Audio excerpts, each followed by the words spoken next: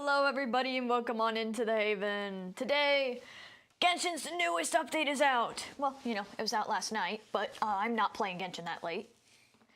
So today we're going to check out the newest update, which I know has a few new characters. Like, we have a new playable character. How do you say her name?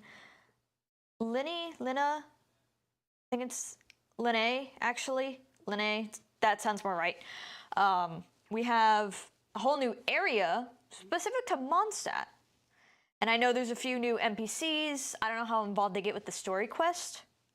So we'll see how that goes. But I also have not tested the new character yet. I know I will not be pulling for her. That's all I know.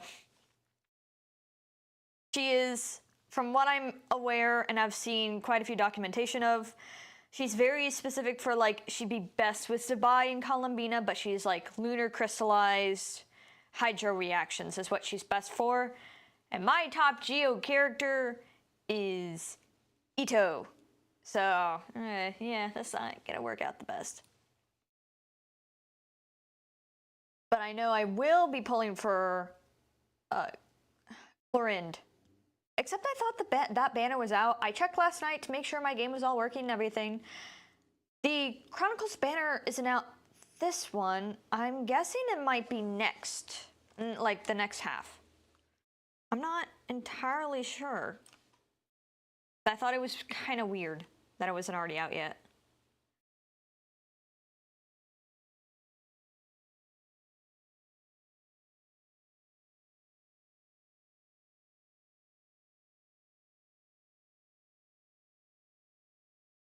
Expected to be then. That doesn't tell me when it's supposed to be, because I thought it was supposed to be this half. Either way, I'm getting us in now while I look up when that banner is supposed to be, because I thought it was supposed to be this part.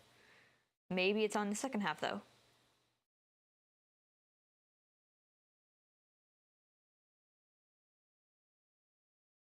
Oh, I thought my game crashed. Oh my god.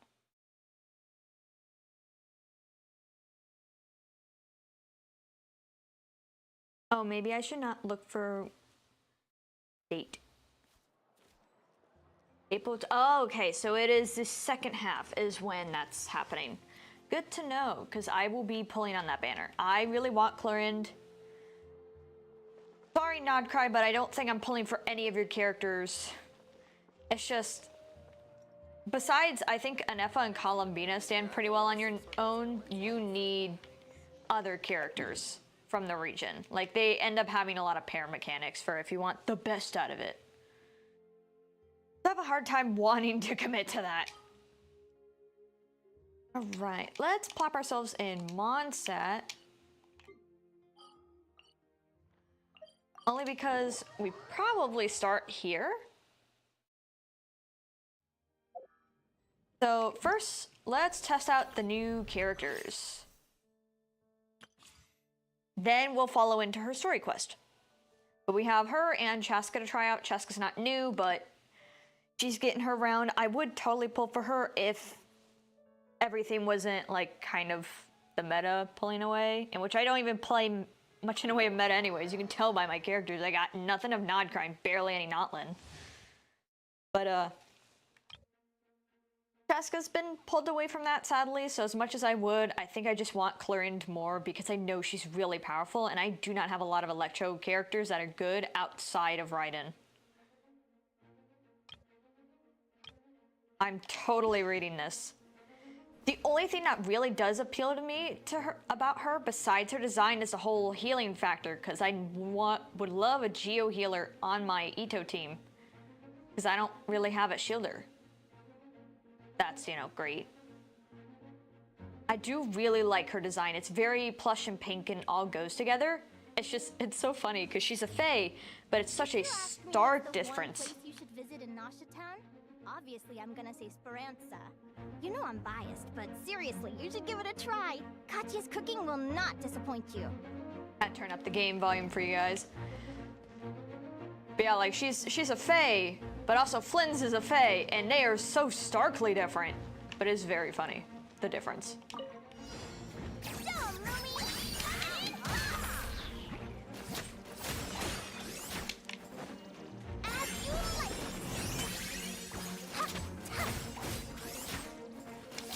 has really good reactions, like numbers. I love her little party buddy.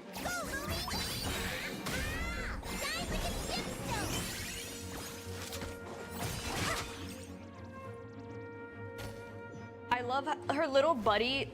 Reminds me a lot about if you've ever played like Mario Galaxy, kind of those little Luma buddies.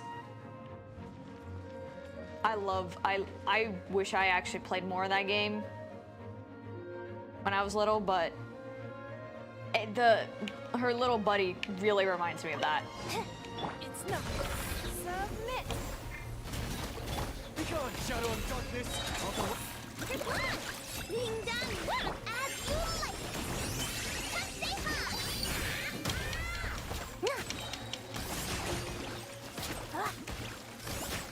Oh, and I actually haven't tested about my new mic setup with the controller yet.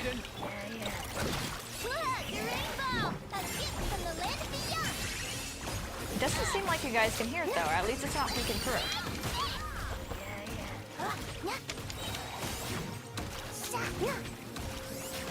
Wow, yeah, I think we're fine.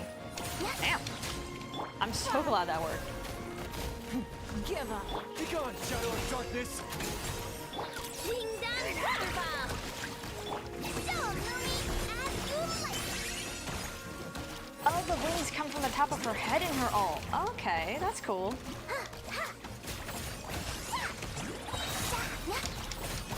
That's nothing. Her voice is pretty cute too. Come say hi. A gift from the land beyond. Flash attack. Behold the dawn. To darkness. I'm definitely very curious about her lore just because of the fact that she's so different from the only other Fae we have in game. Like, she is like the most happiest little cloud on Earth. And then Flynn's is over here, Mr. Gothic Man. Very different. But we'll be doing her story quest today as well. We'll be here for a while.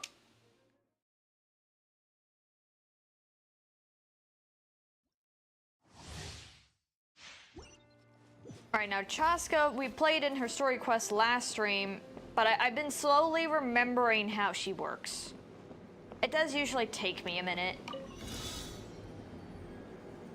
Take me up. Shoot. Okay. I thought I was screwing myself over there.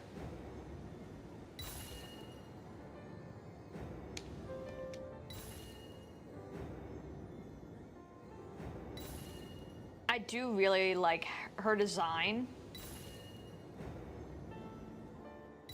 I would pull for her if she was still in the meta, because from what I know, she is actually a lot more free-to-play friendly, too. I mean, you can even see, I mean, of course, they're trial characters, so they might just be assigning easier ones to deal with. But, I mean, he's even using people like Diona who haven't been used in ages. I built my Diona for a while, and then apparently, all the artifacts were actually not good. I don't know how I messed up that bad. It might have been before I found the doc that I usually use for her stats.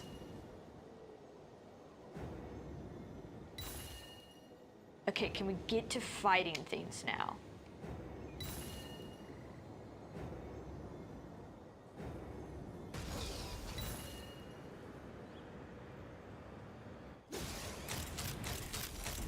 Smashed or scorched, which will it be?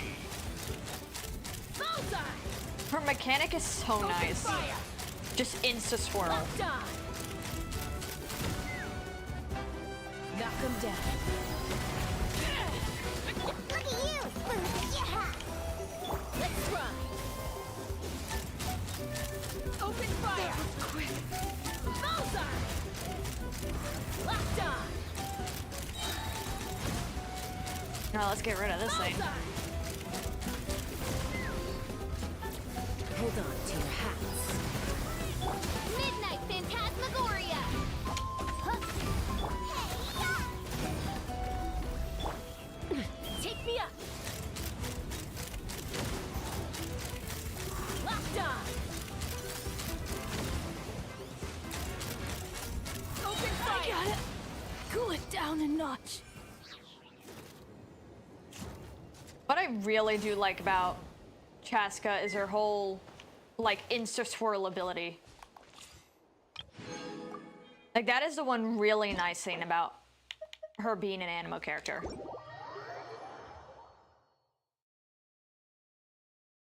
But I have guarantee, and I really want to save it for someone who's really going to keep helping my account. Just sadly, that kind of leaves Nodcry characters out because of the whole they have to be paired or it's not the best of the best it could be. I don't know if Combina fits that. I know Anefa's fine on her own, but Anefa's also been gone and past now, and I don't know if I have a good team for her that I could put her on. All right, let's see. All right, so looks like we can pretty much go right. Whoa, wait, this is supposed to go back in time? Huh, didn't know they would do that.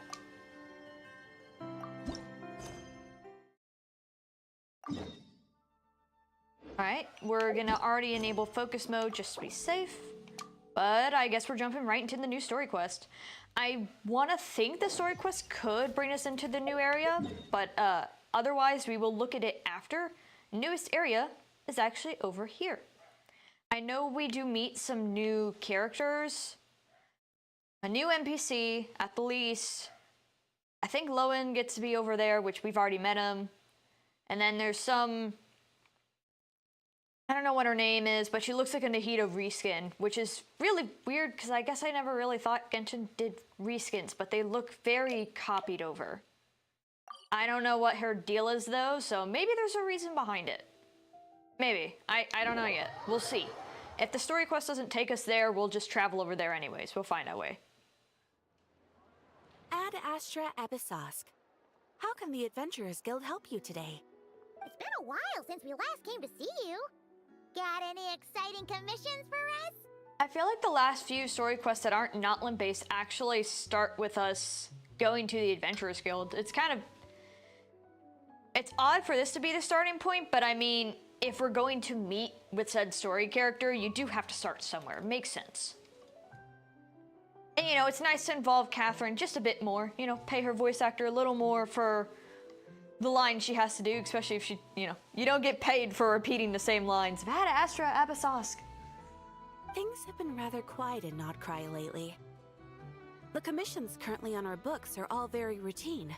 That being said, the Frostmoon Scions are preparing to host some sort of event. They've approached us with quite a number of requests for supplies. Apparently, it's going to be quite a large gathering. Oh. The Frostmoon Scions? Well, it can't be another moon prayer night. Do they have some other big festival that Paimon doesn't know about? I heard it's a friendly sparring competition for animal friends. Something called the Spirit Envoy Championship. They're sparring? That's right. The Frostmoon Scions have always advocated coexistence with nature, encouraging their followers to build positive relationships with the beasts of the wild. At the same time, to ensure their animal friends build the strength to withstand hardship and disasters, they put select animals with whom they share a special bond through a unique sort of training. The Spirit Envoy Championship is designed to find the strongest human-animal pair by means of friendly sparring. Interesting, okay. In previous years, the competition was restricted to the Frostmoon Scions only. But this year, participants from all over Teyvat are invited to join. I understand that the Frostmoon Scions have even prepared a generous prize for the winner. Well, okay, we'll take that. Ooh, does that mean we can join too? Can I sign Paimon up? Time to put you through your paces, Paimon. What?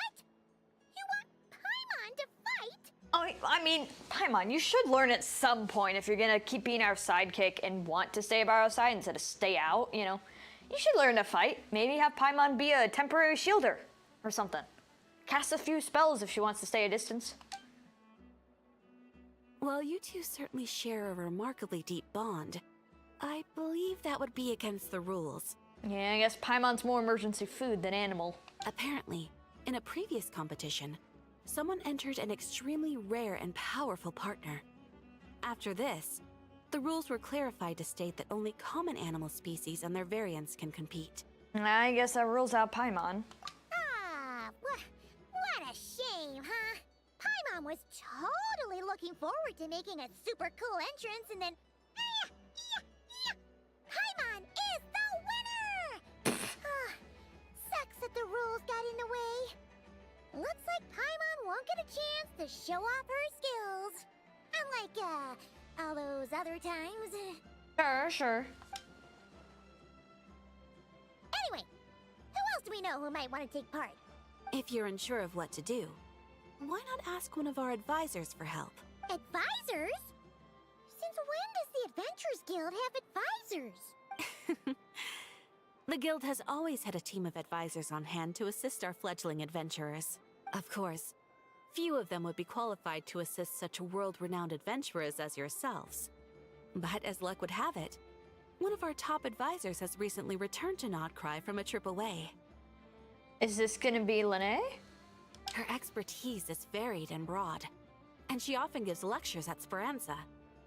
If you have any questions, you could try asking her for help. She sounds impressive. But you're right, Catherine. It would take a lot to teach us something new. Let's go put this mystery adventure advisor to the test. Oh yeah, I think I remember when she was like first coming up before this update, like way before. People were actually like, oh my god, we get an Adventurers Guild member. Actually, as somebody we get to meet and play. I don't know if we've had that before or if it's just been so long. Because if we probably ever had one, I would guess Mondstadt, but I think that those are all Knights of Favonius, no Adventurers Guild business. Quest area reach, though. I have a feeling they may mean underground. Or up high? Because that's...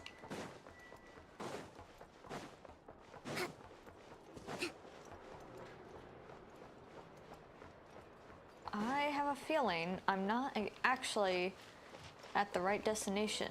She might be up higher.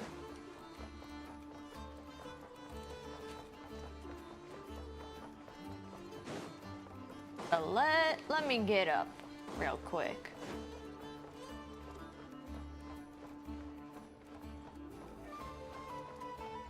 Oh yeah, if you see how funky my team is on the side, that is mostly from domain grinding as well as I'm trying to get more friendship cards because I've been actually getting some of those. Alright then. Next, let's go over some more tips for adventuring in Nodcry. Oh, she has a whole class. If you found yourself getting hungry in the wild, what are some things you could eat?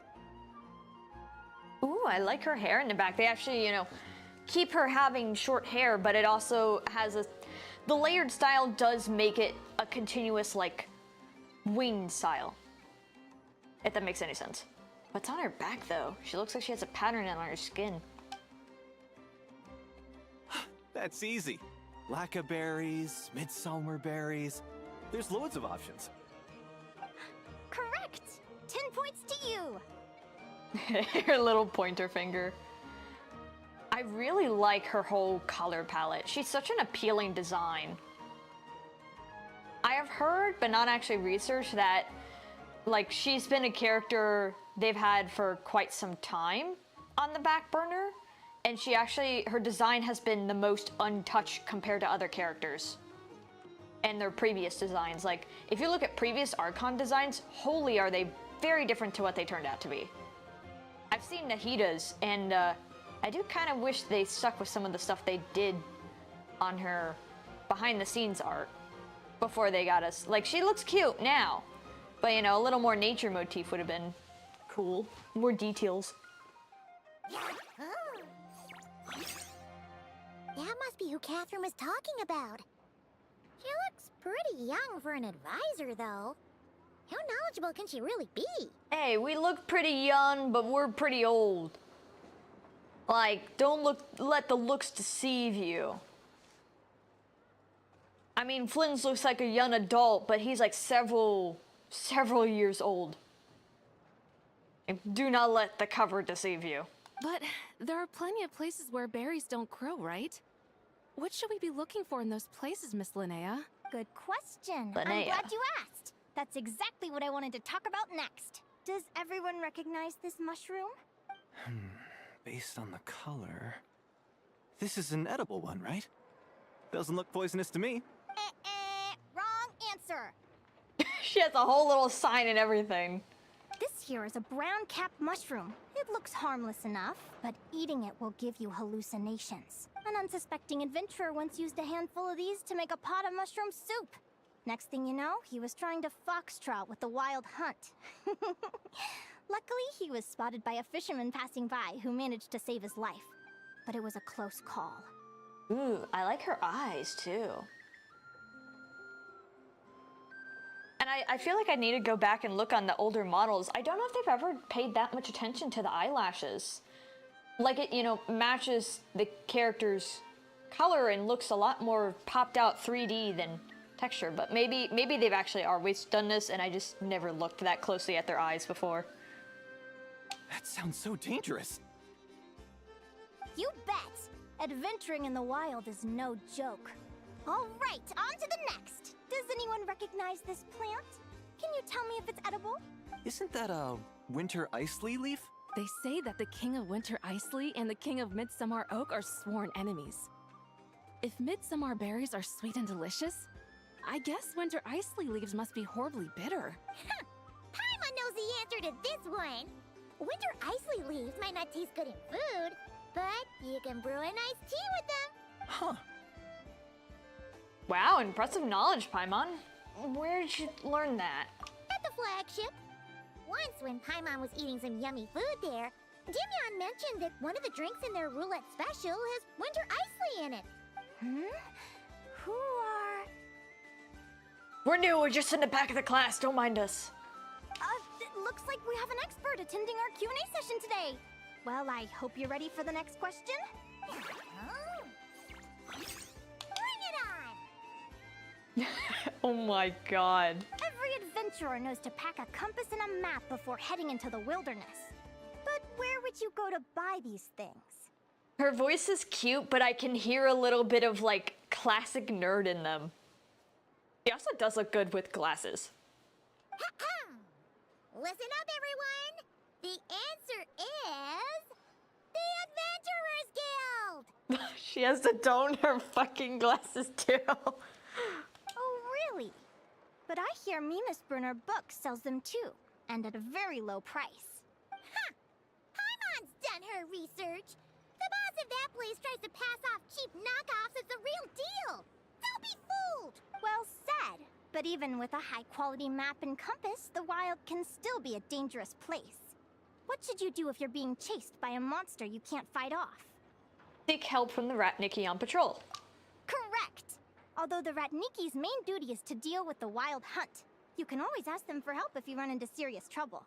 While we're on the subject, some adventurers have found they can use the territorial nature of radiant beasts to their advantage. Lure a monster into their territory and they will fight each other instead of you. I wouldn't recommend doing this though, as you may instead find yourself fighting 2 enemies instead of 1. Final question. This is an important one. Which place in Notcry is an absolute must-visit for travelers from abroad? Just one? Ooh, that's a tough choice. There's the Frostmoon Enclave, Star Sand Shoal, Blue Amber Lake. They're all so pretty. Then there's the Voynich Guild, the flagship, and so many other shops worth visiting. In truth, there's no right answer to this question. But if you ask me, the place most worth visiting is right here, Speranza. Why? Simple. This was once my home. So this final question was more like a little bit of shameless self-promotion.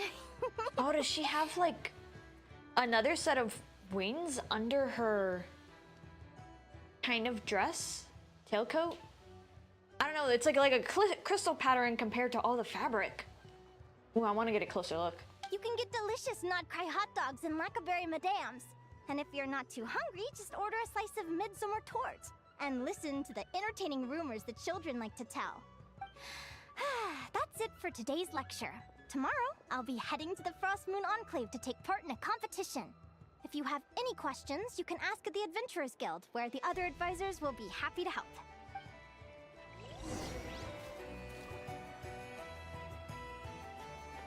She must be doing this for a while.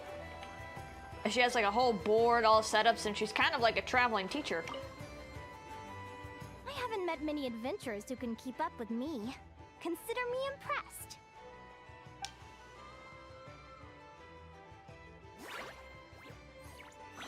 Likewise!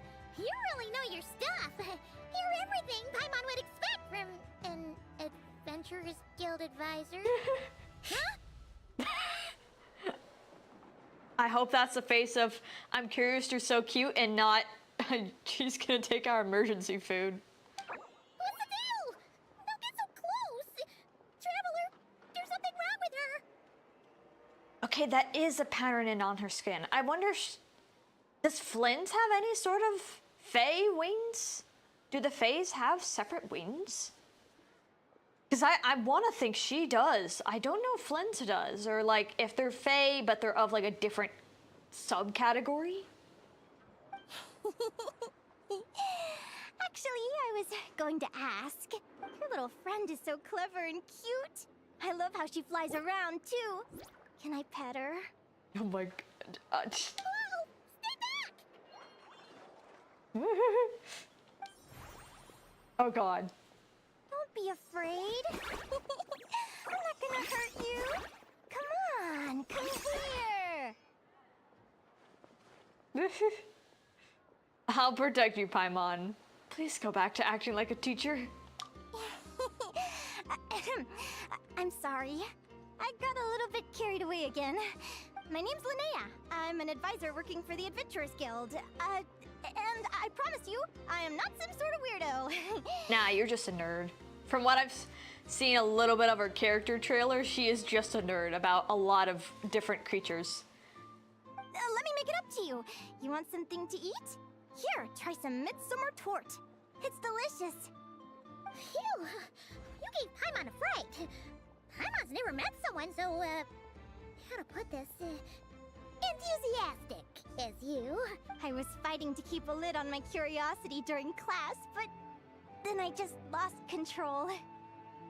I need the camera to pan on a shot more of her full body because I want to like, I see leg markings of the crystal stuff and it's not even like, you can see kind of through the dialogue, just it looks like a diamond crystal wing that's not completely part of the underlying fabric. Maybe they hid them so then Genshin doesn't have to do special wings. I'm just curious if it's wings or if it's a special like, oh, that's just material for her skirt. It's just for the look. Anyway, let's get this back on track. Could you tell me your story? How did you two meet?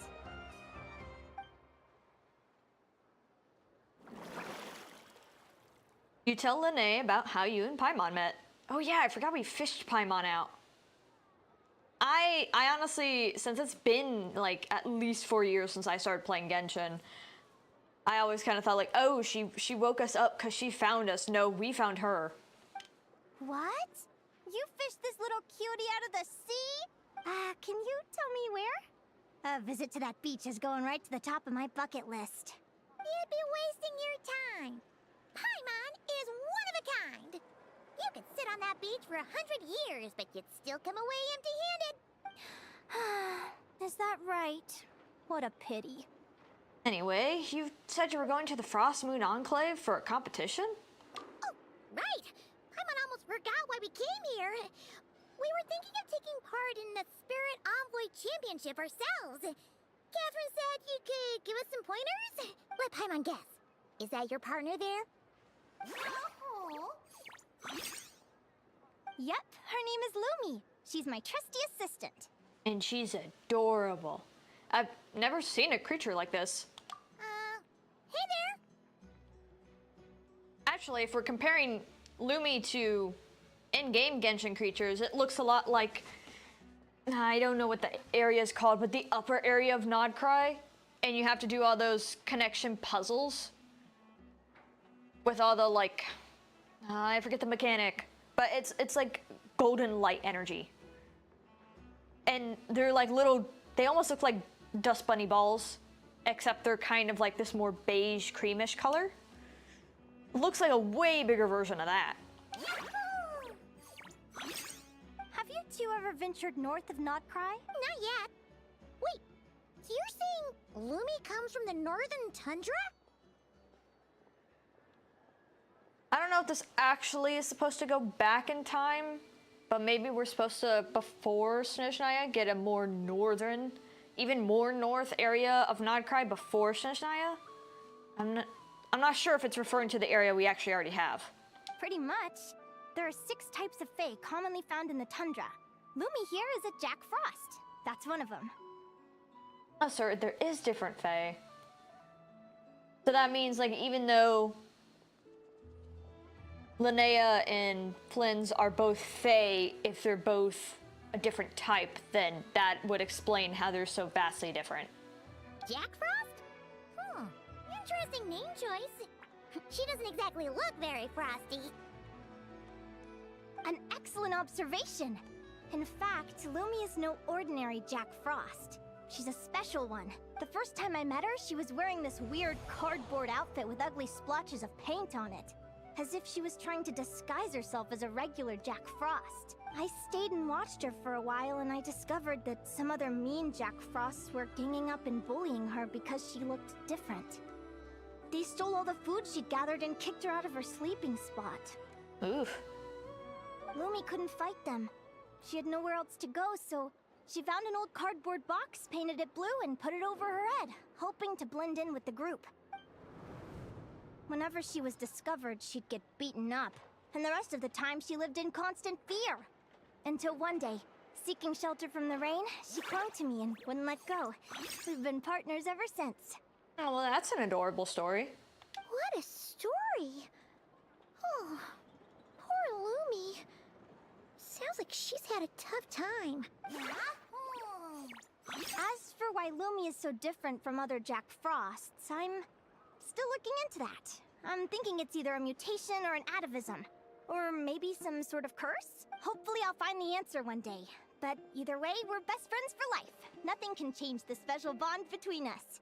Speaking of which, given how long it can take to build a strong bond with another creature, if you're serious about entering the competition, my advice is to pick an animal friend that you're already pretty close with. Otherwise, the odds are gonna be stacked against you. Do we really have that, since we can't exactly use Paimon? An animal friend I'm close with, huh? Actually, we're kind of spoiled for choice on this one. Who do you think would be the best fit?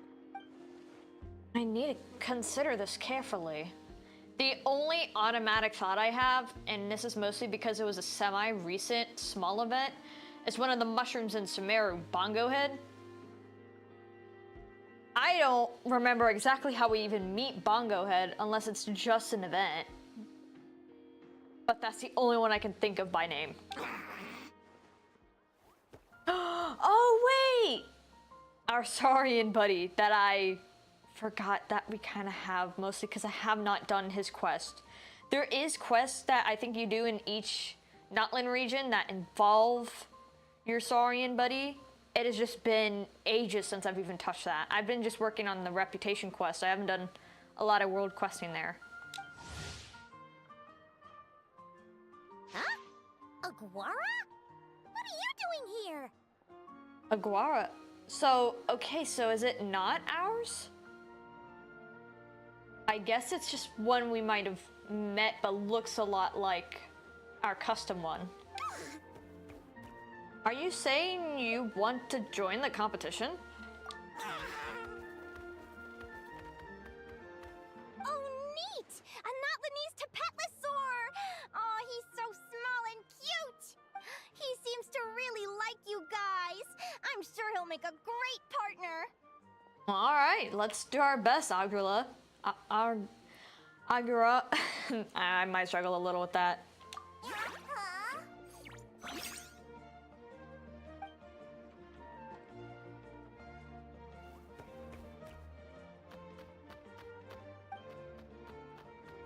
Oh, look at them! Fast friends!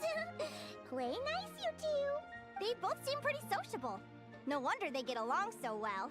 Well then, There's no time to lose. Let's go get you signed up. Yeah, let's do that real quick.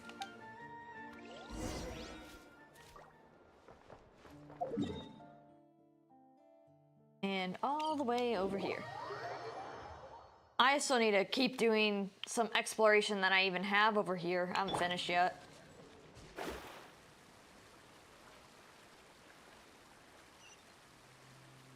Ooh, Mualani's here too. Damn. Whoa!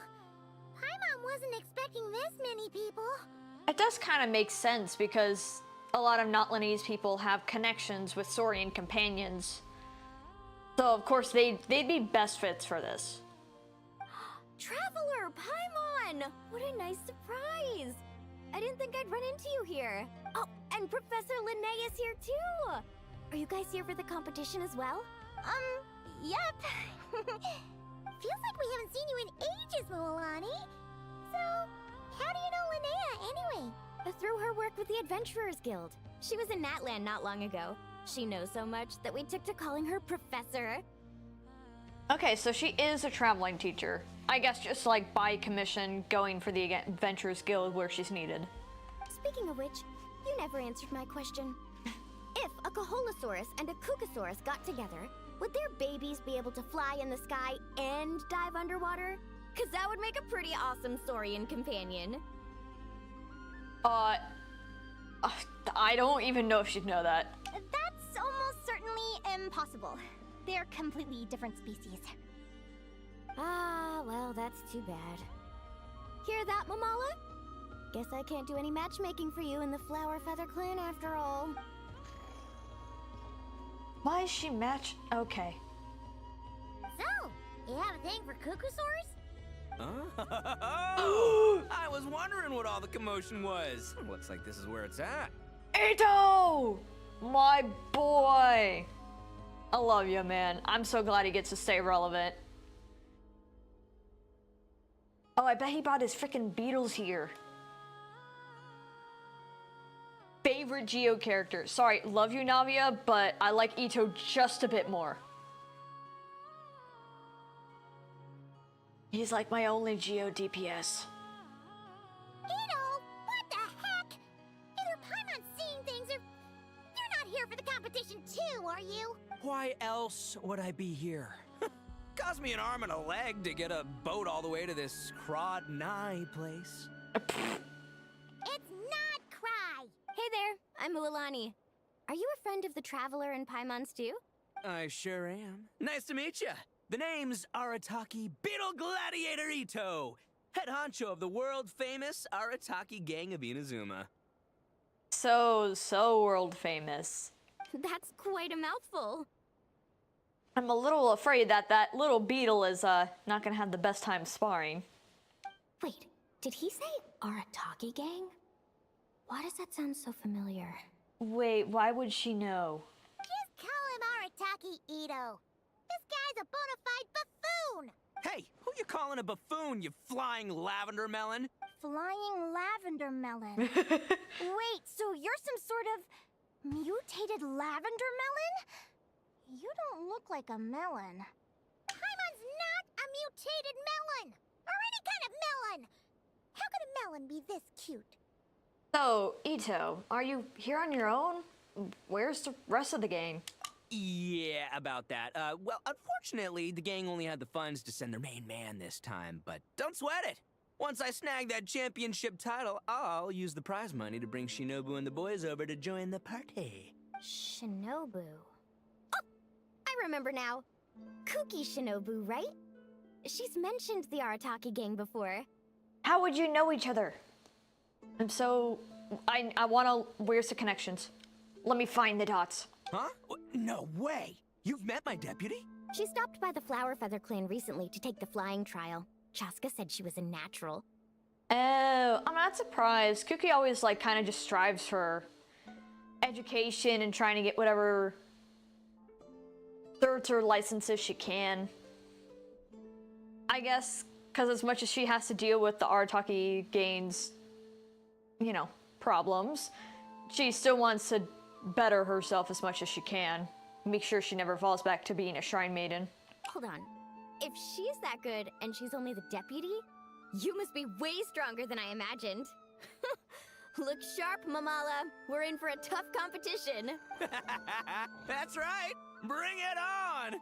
I'm looking forward to seeing who I'll be facing in the finals. Word is that the early birds get the best draws. You snooze, you lose. Laters, compadres! Wait, is he serious? Mamala, we'd better hurry. No, that's complete nonsense! Shall we? Yeah, I mean, we gotta do it anyways. Hey, Traveler, Might as well. have you noticed? There's loads of other people we know here, too! Why don't I'm we gonna go have to say look hi around. before we register? Go say hi before we register? Okay. Yehoda's here.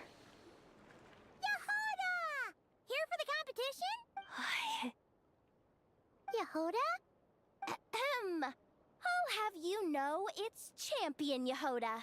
Don't Champion? you know? This isn't my first Spirit Envoy Championship. Uh-huh. I took part in the last one. And not just that, I only went and won the entire competition. It was very heroic.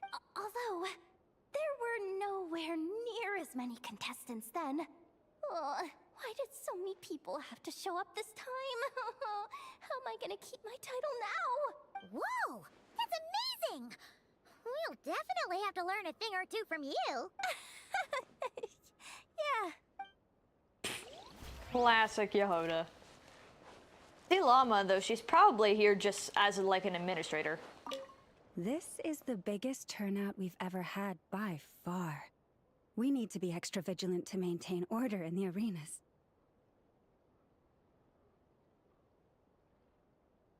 I've made all the necessary arrangements.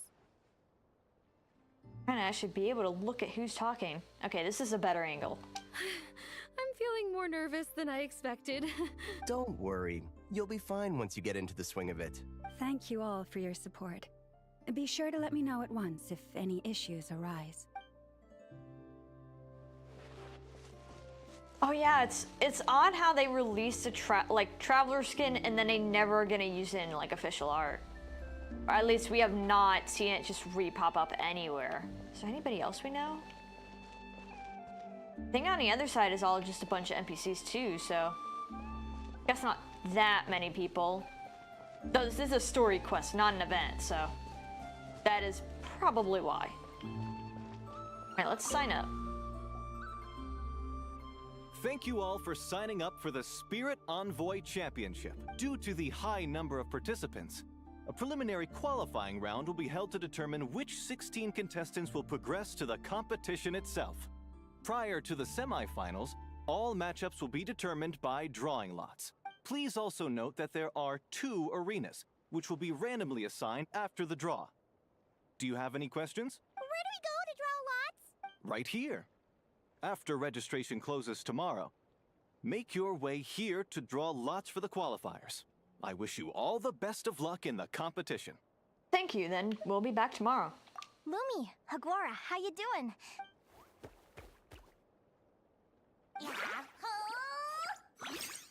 Well, they're both excited. Great, that's the spirit.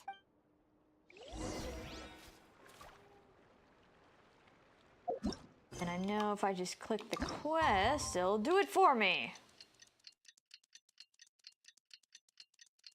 It just, you know, it's still gonna take a second anyways.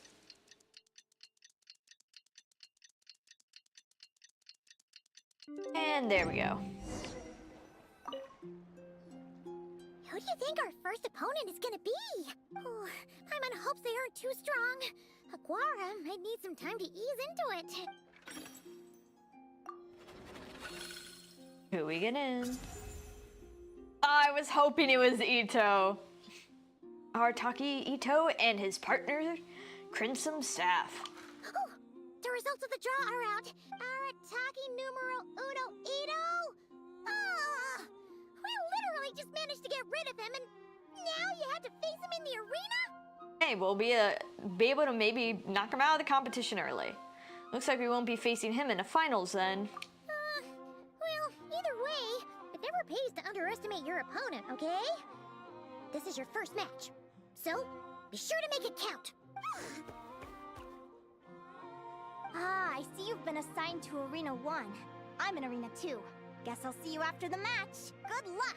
Don't fall at the first hurdle, Nat. We won't. Good luck to you and Lumi, too. Hopefully these will both be a piece of cake.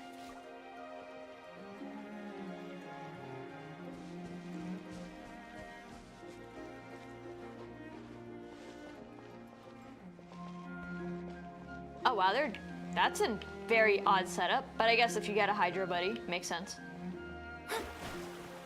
Oh, we gotta go over here. Okay.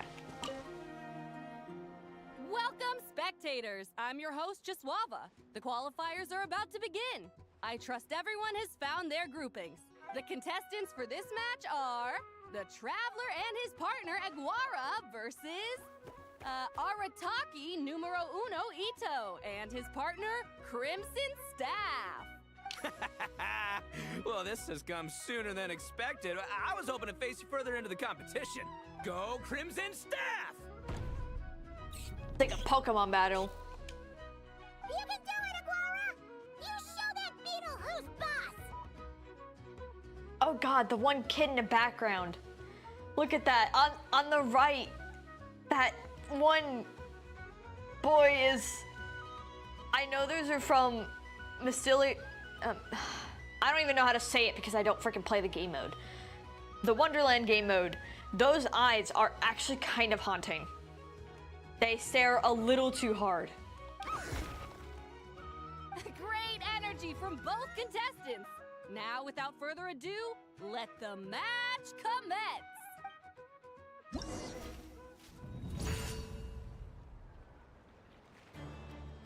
Wow, so formal. In a Spirit Envoy Championship, both contestants must command their partner in battle. The side whose HP is depleted will be disqualified from the competition. In a basic combat phase, contestants need to select attack moves for their partners based on the information they have observed. If there is a counter relationship between attacks, using an attack that counters the opponents to deal massive damage while ensuring you don't take any damage yourself. This is very much like a Pokemon thing, or just this kind of battle system. In a basic combat phase, different opponents have different fighting styles. By carefully observing their moves and combining this with other observed information, you can see through their certain special attacks. After a certain number of rounds have passed, or when the opponent's HP falls behind a certain value, you will enter a special combat phase. Participants must make quick decisions with a limited time to command their partner to deal sudden, unexpected events. If the correct choice is made, massive damage can be dealt.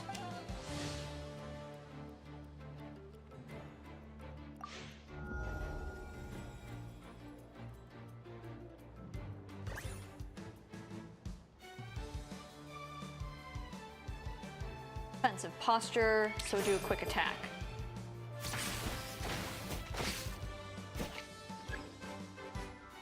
Oh.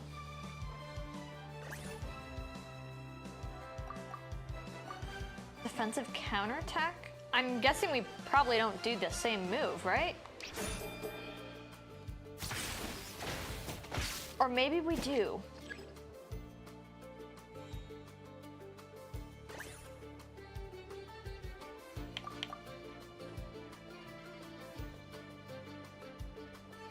Heavy strike coming, so we... Wait a second. Oh, I've been reading that chart wrong.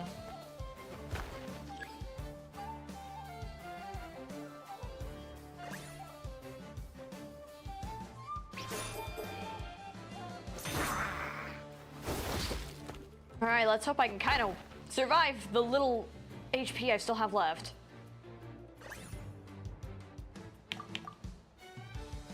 So pay attention to the color of the text. You don't even need to actually look at the moves or really read it, just look at the color.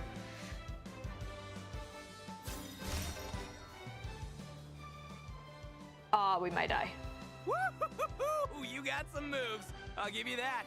But it's gonna take more than that to defeat It's time to unleash our show-stopping killer combo move. Ushi, Crimson Staff! Yeah, Crimson Staff. Look, I wanted to kit you out with mecha armor, but you need to bulk up first. That's why we gotta take on these tough opponents to get you strong. Ushi, you and me have crushed countless foes in our time. Now, With the three of us together, ain't no one gonna stand in our way. Is this a legal move? Finish them!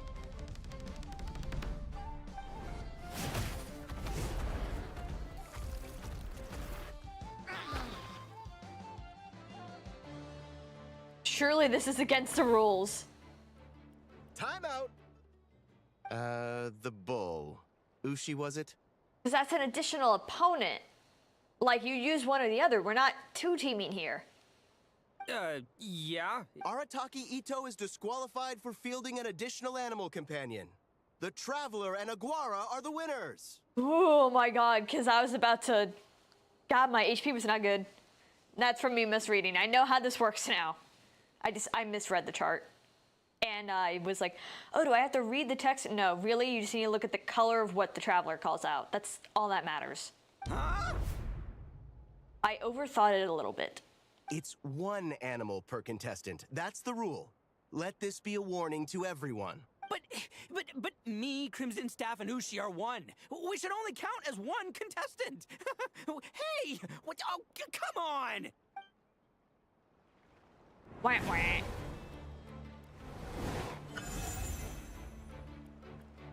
Yeah, we get a whole little victory screen too. Sheesh, there was a close call.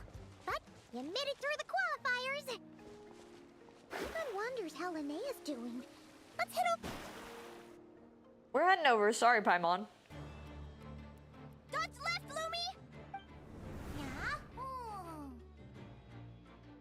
How did you know I was gonna... Now counterattack!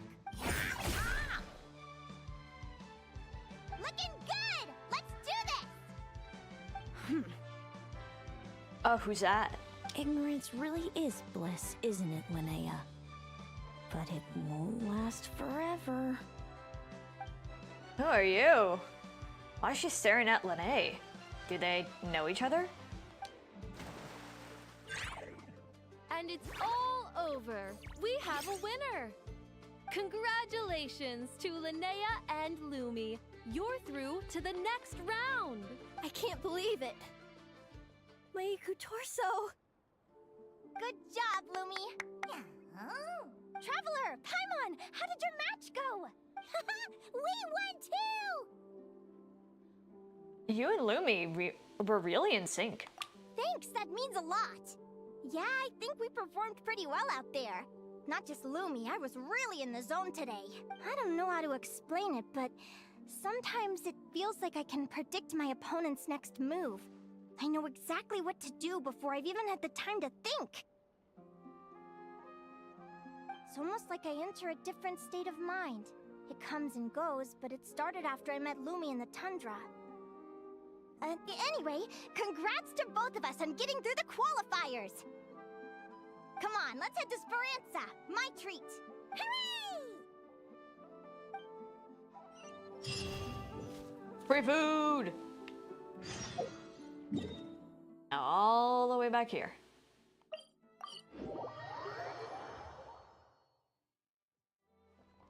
Well, this is kind of like a nice story quest event combo. It's very like this would be an event style kind of thing, but in a story quest. They should totally do an event like that. I know we've had some similar, but not this exact same. May I take your order? I forgot kids work here. I was just about to be like, are the kids like a fan of Linne? No, I forgot they work here. Turns out I'm treating a friend today, so I'd like to order the finest dish in the house. Oh, I take it you're referring to our secret menu? That's right. Tell the chef to sharpen his knife. I'm expecting surgical precision. Is that a reference to something? Yeah, The Hidden Hero. It's a novel my best friend Halka sent from Liyue. There's the chef, and he fights the bad guys with a kitchen knife. It's really cool. That sounds like a funny story. It's her favorite part of the book. She's always nagging Linnea to act it out with her. Psst! Linnea! Do you think Chef Yerba could be a hero in disguise too? He does chop vegetables super fast. Oh, I think it's definitely possible. Not a chance, I'm afraid. Evening, everyone. What can I get you? Oh, he's not that much older either. I don't know what it is about, like, I knew they were upgrading the NPCs, but you can kind of tell some upgraded NPC look versus they're using the Wonderland eyes, and the Wonderland eyes are a little creepy because of just, they still stare a lot. Like, look how much that stare is. It's a little intense. Why don't you choose for us? I'm treating a friend today. We're celebrating our success in the qualifiers. Sure thing. I'll rustle up a few of my specialties then. Won't be long. I'm trying to tell what gives Hello? them that heart of a stare, I'm though. ready to order. Be right there. I gotta go. Let's play again soon, Linnea.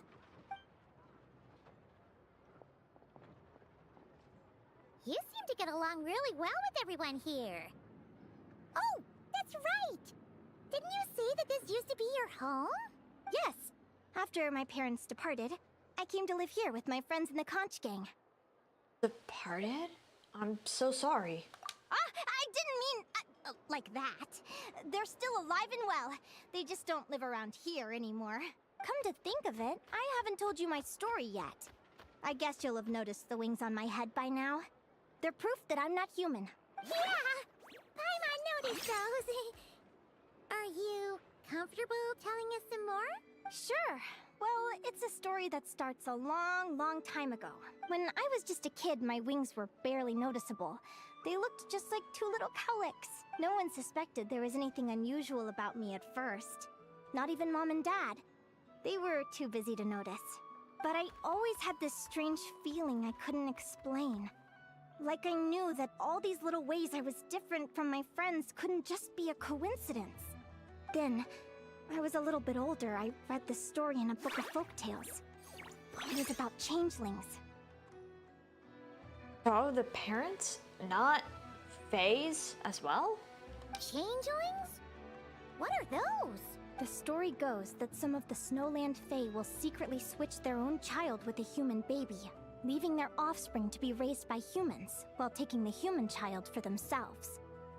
Oh, so it's an active changeling, not like a changeling as a being. But that would explain why the parents wouldn't know. Why would they do that? That's unbelievable. I know, right?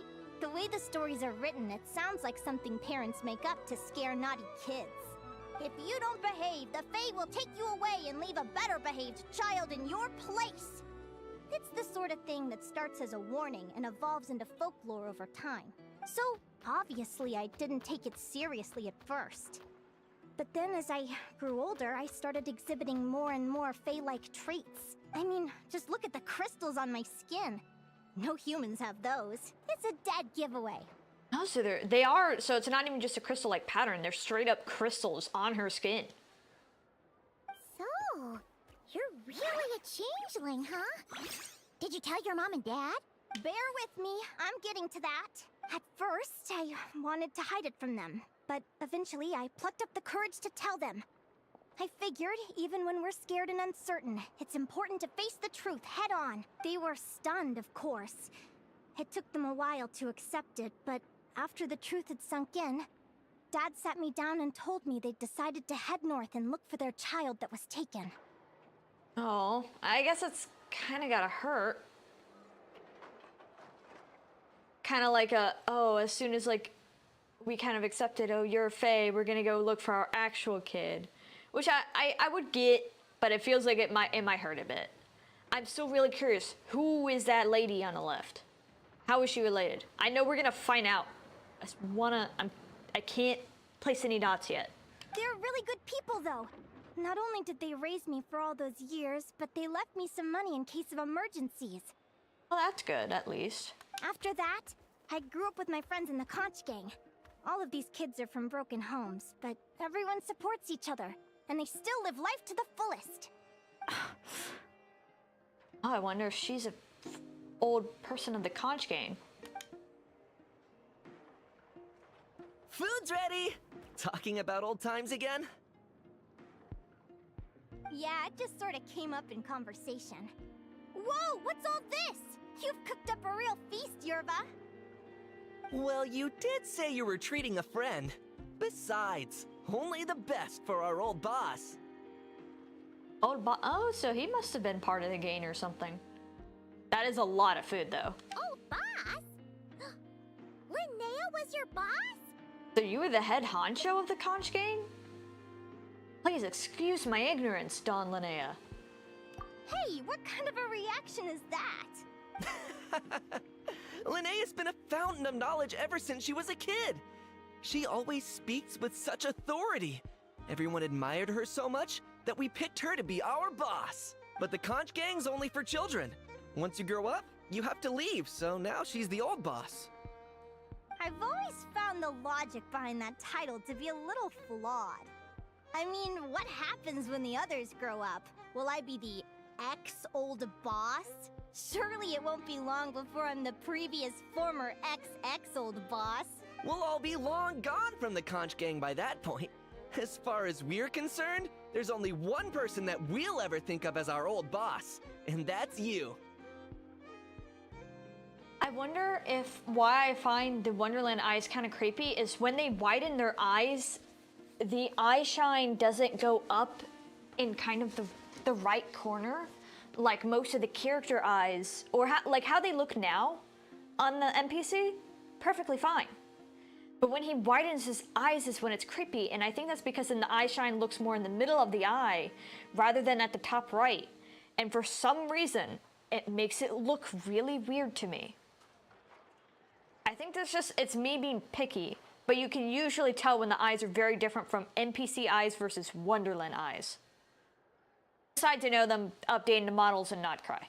Oh, that's really touching. Well, if it means that much, maybe you could leave a 2,000 more a tip? Much appreciated. Miko's birthday is coming up, so we're pooling our money to get him some new clothes. Sure thing. I'll go one better and give you 3,000. But just this once, all right? I have my own stuff to save for. Oh. What are you saving up for, Linnea? I have big plans. I want to buy a huge ship for scientific research, then take my friends on a voyage of discovery to explore all the mysteries of the world. Yeah, that's gonna be hella expensive. I want to sail to all the other nations, hear the heartbeat of the jungle, the whispers of the wind, the echoes of the mountains. And one day, when I'm too old for all that, I'll combine everything I've learned into a great illustrated atlas of nature. Of course, there are other questions I hope to get answers to along the way. Like, what exactly Lumi is and where my birth parents are. Have you tried finding them before? Well, when I was much younger, I used to hear these strange lullabies as I was drifting off to sleep. Go, child of the Fae. Make your way to the villages and towns and seek kinship with the humans. The world of the Fae is rife with a sorrow you do not understand. They were sung in the tongue of the Fae by kind, warm voices. I can't explain why, but somehow I knew that they didn't want me chasing after my origins. Still, I did visit the tundra once when I was a little older to see if I could find out anything about them. But just being there made me feel uncomfortable. Every instinct was telling me to leave. Even if she's a Snowland Fae, she doesn't look related to Linnea if they're potentially family. Because, okay, they're not part of the gang. The gang is, like, mostly a bunch of orphans or people with, like, just, you know, broken homes that kind of just help each other. A little community in Nasha Town. But her, even if, like, she's probably a Snowland Fae, but she doesn't look related to Linnea. I mean, could just be not a parent. It's odd. That place is supposed to be my home, but it feels like I'm unwelcome there. Could it simply be because I'm a bird fae, so I prefer a warmer climate? Oh, I think it's definitely possible. And okay, so there's bird fae, there's whatever Flynn's is. Then there's a Jack Frost fae. So it looks like maybe fae can be whole beings as well as just creatures on their own. Interesting. I wonder if we'll ever get to kind of know all 6 without having to like read a bunch of the books and stuff in our inventory, because I do not touch those. Something tells me there's gotta be more to it than that. The less I know about something, the more curious I am. One day, I'm gonna get to the bottom of it. But enough about that. We're supposed to be celebrating our victories! Cheers! Cheers! Cheers! Paimon can't wait to dig in! I'm stuffed. How about you guys? Yep. Paimon's fit to burst.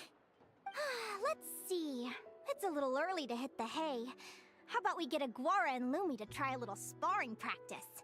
The opponents are only gonna get tougher from here. Not a bad idea. Yahoo! Especially since they've already been playing with each other, so I'm sure they wouldn't mind.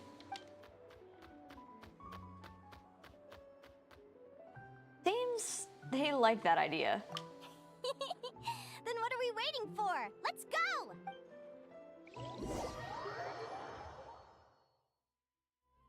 They're very evenly matched. It's strange. When I was battling you, I couldn't seem to get into the zone. I had no way to predict your next move. Seems to learn a new skill through training. Okay. Hey, I'm curious. Why does Aguara have a ribbon tied around his tail? And how did you two meet, anyway? Now that's a long story. Yeah, I want to know, because this is probably a quest I just haven't done yet. You busy sum up the events from Lost in the Woods. Incredible adventure! Okay, yeah, that's probably a quest I haven't done yet. I'll get around to it at some point. Someday, I want to go on an adventure of my own. Show Lumi every corner of the world. There's gotta be countless stories out there waiting to be told.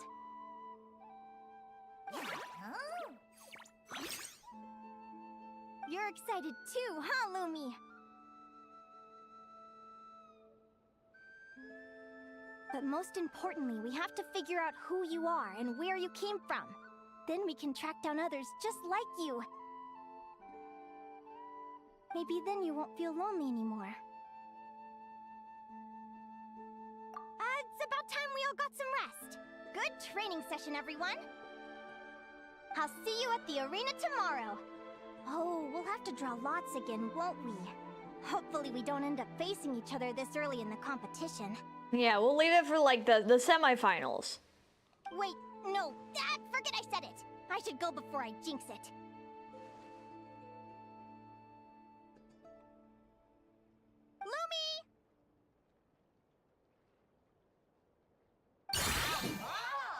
Oh, that was loud. See you tomorrow. Thanks for dinner. You're welcome. Bye.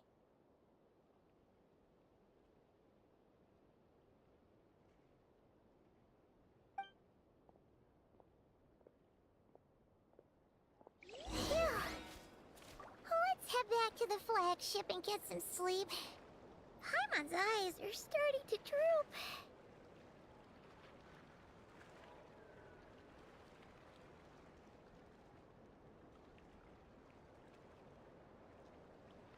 Sorry, I just caught news.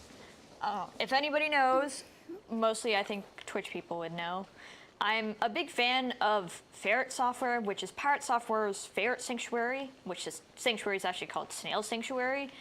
And one of the biggest fighters they have, Mocha, who fought against DMI, which is like, in simple terms, all your muscles kind of go kerplunk, and had to have intense like chemo and hydrotherapy to like get to moving again and get to a good state he was in.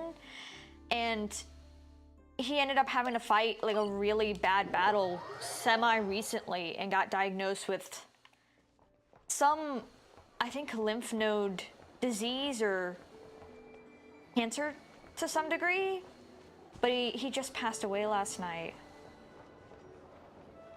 There's a post about it on Pirate Software, but man, Mocha is like a chonker and always one of the introducers for new ferrets to meet from last I knew, so Duke in peace, Mocha. We'll continue with Genshin. I I felt like I had to mention that I just found that out.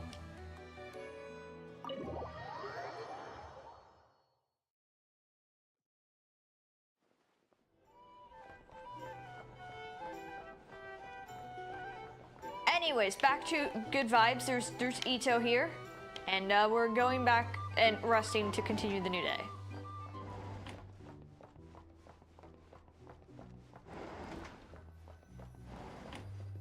What's over here? Now that I think about it, every time I saw Sandrone, the notebook she had with her was never exactly the same, probably because she was someone who loved taking notes and often had new ideas. Though she is a machine, to you and your companion, Sandrone is entirely human. Her joys, sorrows, and emotions are not much different from yours. The notebook that the knave hands you is somewhat aged, creased at the corners, as if it was accidentally folded, then carefully smoothed out by somebody. Sandrone has a lot of stories about her recorded in it. You're not sure if the knave has read them. But judging from the expression on her face when she gave you the notebook, she seems to know Sandrone well enough even without it, and is even responsible for carrying her last wishes. I did not know this was here.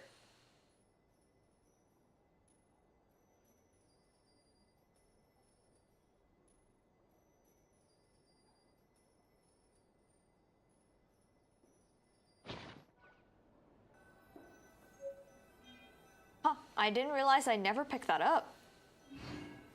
That is odd.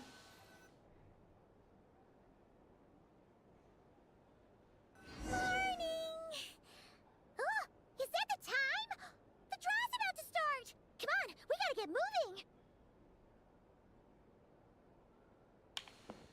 Oh yeah, oh, get to the draw, get to the draw.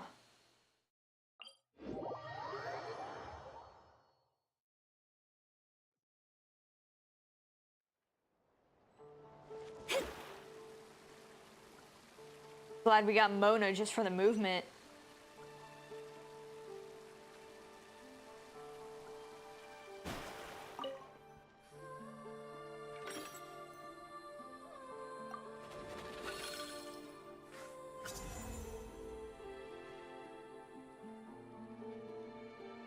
Okay, so somebody we don't know. Fluffy the Flower King.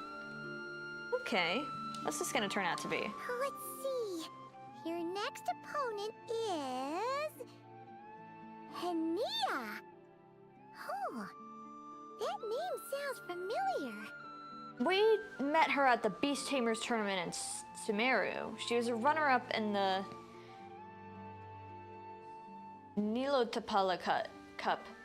I don't remember this, but this either is a small event that I just don't remember, or I didn't participate. Oh, yeah! Paimon remembers now! She's been looking after our fungi friends this whole time. Who do you think she's gonna partner up with for the competition? Come on, let's go say hello!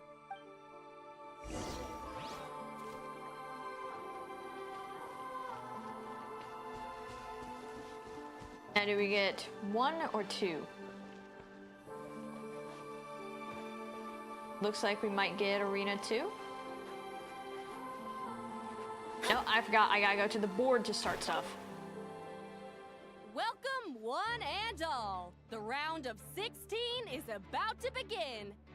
Our contestants for this match are the Traveler and his partner, Aguara, versus Hania and her partner, Fluffy the Flower King. And we have a new ability, and I need to read the chart better. Hey, Golden Comet and Silver Companion. Good to see you again. This'll be our first proper rematch since the Nilotapala Cup. I brought my old Sumpter Beast with me this time. Looks like you're partnering with a new companion too. Let's see who wins this time around.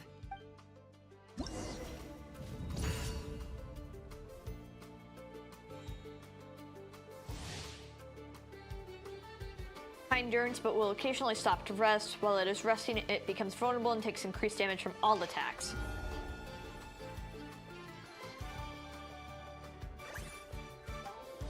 He's setting up for a surprise attack, so I need to defensive counterattack. The Sumpter Beast in battle, you would think you'd take off all of its travel stuff. Defensive posture, so go for purple.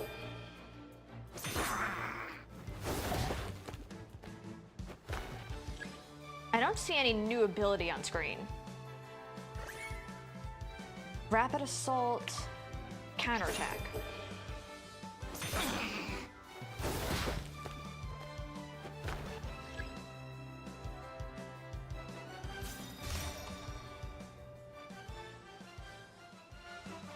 You're even tougher than last time. But you know what?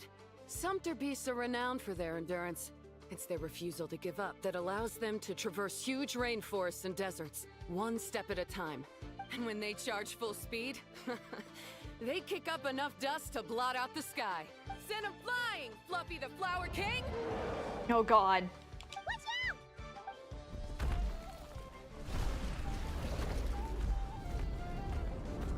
Do we get to do anything?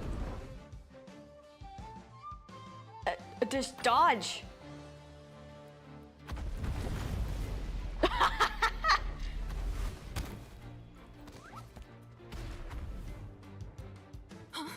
Fluffy, wake up!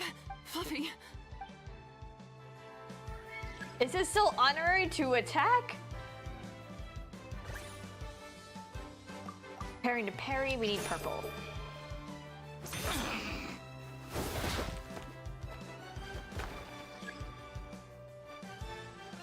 One last move. Resting. Takes. We're just doing quick attack. Quick attack versus take a nap. What a move. There we go.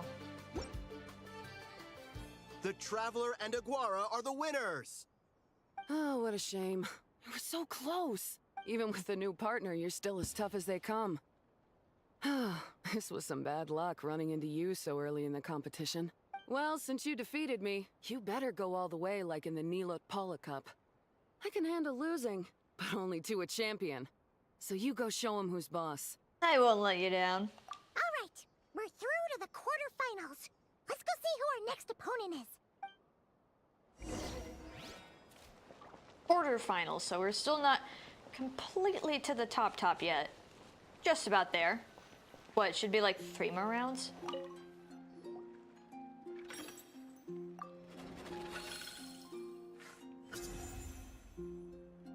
Mualani's still in. Let Paimon take a look. Next up is... Mualani? This is gonna be a tough one. Oh, so we have to fight that big Holosaur next? Oh, Aguara, we're counting on you.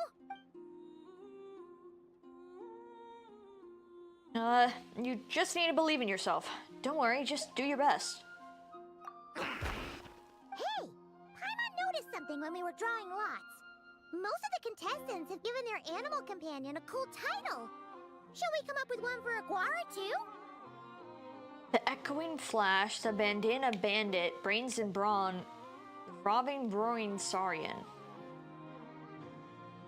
Echoing Flash sounds cool, because these two sound a little like it's lackluster, especially Brains and Brawn it's too lackluster.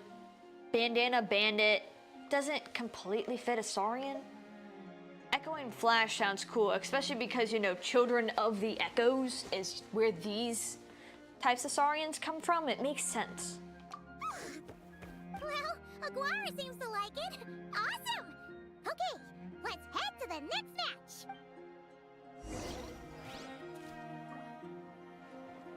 Oh, 2 in one day. Well, I guess you gotta knock them out now that we don't have to... They got all their participants settled. Are you ready to rumble? Ladies and gentlemen, it's time for the quarterfinals. After a fierce competition so far, we're left with the creme de la creme of the contestants. But who among them will advance to the semifinals? There's only one way to find out. Joining us to kick this round off, we have the Traveler and his partner, Aguara, versus Mualani and her partner, Mamala. How you feeling today, Mamala? Now, this one Mamala being in the water part of this map makes sense. That's the spirit? Now let's get out there and show these Nodcry folks what the people of the Springs are all about. This one's gonna be tough. Battle-hearted, one-eyed king. Clever tricks in battle, causing her to perform feats, mixing, analyze them carefully before reacting. However, she seems to perform a certain move out of habit just before executing a feint. Feint? I don't know.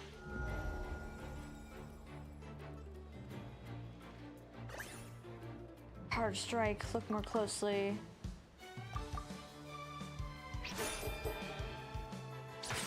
Ah, and she went, okay.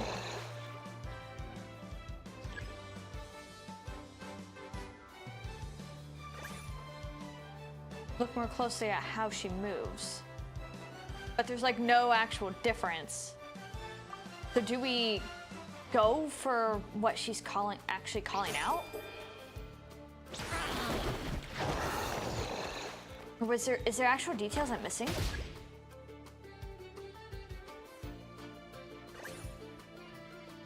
Look more closely at how she moves.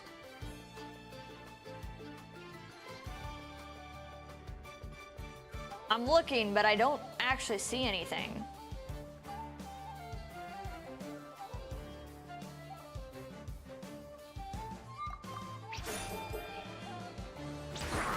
Is she just copying us, or?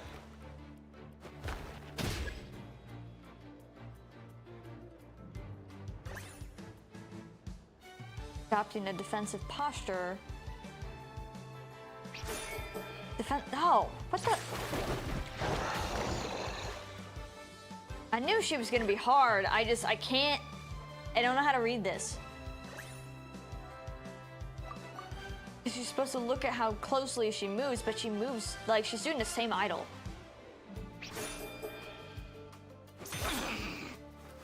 There's one, but we're probably almost dead here. Yeah, we are. We're not gonna win this. Parrying the parry.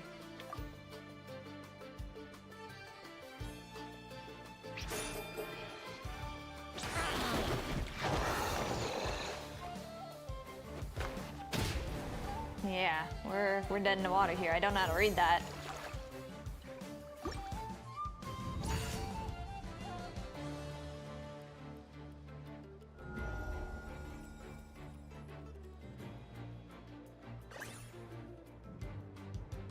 So charge strike typically be that.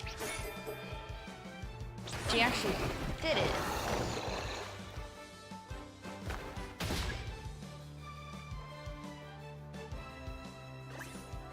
What if we just do only what's the color being called out? I mean, if we fight it through draws, we're not gonna win, but especially because that thing's HP is a lot more.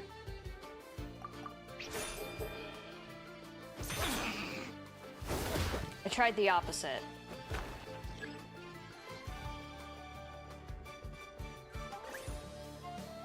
Trying to get us to take a defensive posture.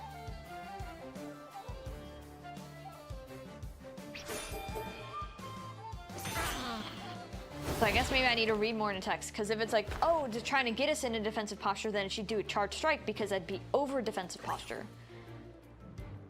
Carrying a rapid assault would be a quick attack. So you need a defensive counterattack. Oh, I gotta read more for this. Okay, okay.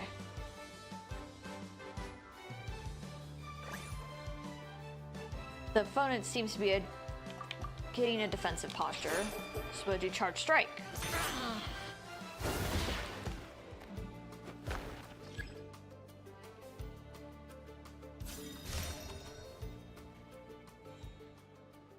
Ultimate time. What a tough cookie. I thought this would be way easier. Your little Saurian doesn't play around. All right, get up close and let's settle this. Jump, Mamala! Get out of the water! From what I remember, Mamala's left eye is covered by an eye patch. That might be an opening.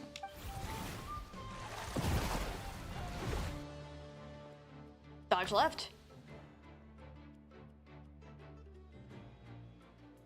Saw that one coming a mile away! Gepetlosaurs might have the advantage on land, but it's a different story in the water! Mamala, finish him off!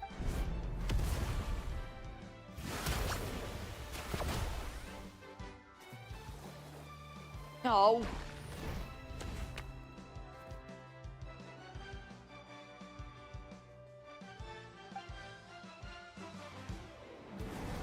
Oh, dodging right would have been better.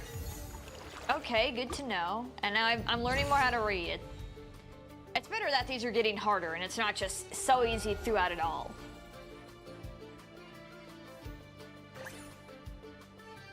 Trying to bait out a surprise attack. So if she's baiting it out, she tried to do green.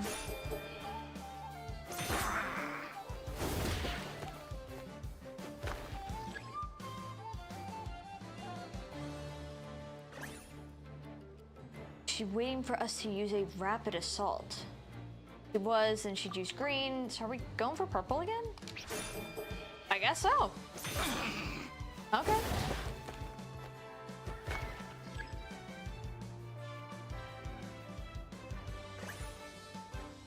Is she trying to bait out a charged attack, then she'd be using red, so we gotta use green. Hello, welcome on in. This is my third time trying Mualani's battle in Linnea's new story quest. It's tricky, because you gotta actually read. Acting suspicious, is she trying to bait out a surprise attack, so she'd be going... Do we keep clicking purple? What the... She's using the same strat. And okay, I mean, if it's letting us win this time, sure, I'll take it. She's trying to get us to take a defensive posture, so then she'd use purple on us, so we gotta use red.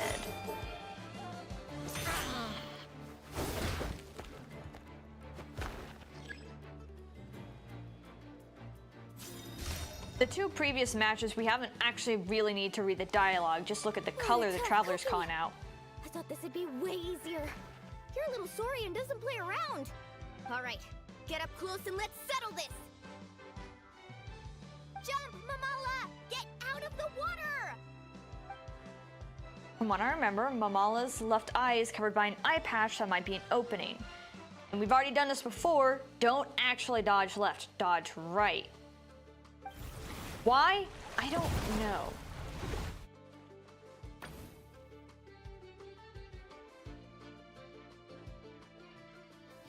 Watch out! Maybe because it expects us to go for an opening. We have to be tricky here. Oh, no, I get it. Okay. I was thinking different directions. It's the inverse. That's why that got me. You took advantage of Mamala's blind spot. Not bad. This would be a really good event mode. 5 times damage, dang. Could a charge attack be coming in? Quick attack then. That should be the last move, I think. No, one more. Acting suspicious, is she waiting for us to use a heavy strike? So then she'll use red, we have to use green.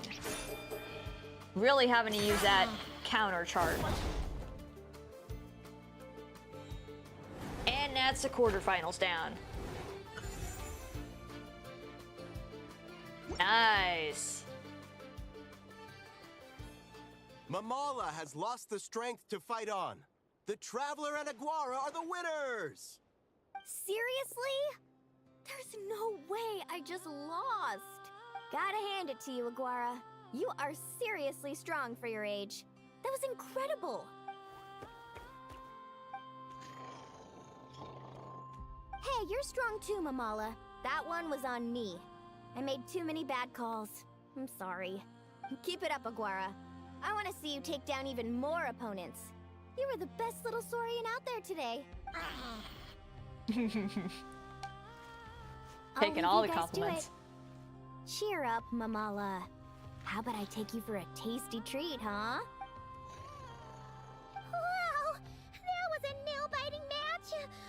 everyone's heart's still racing.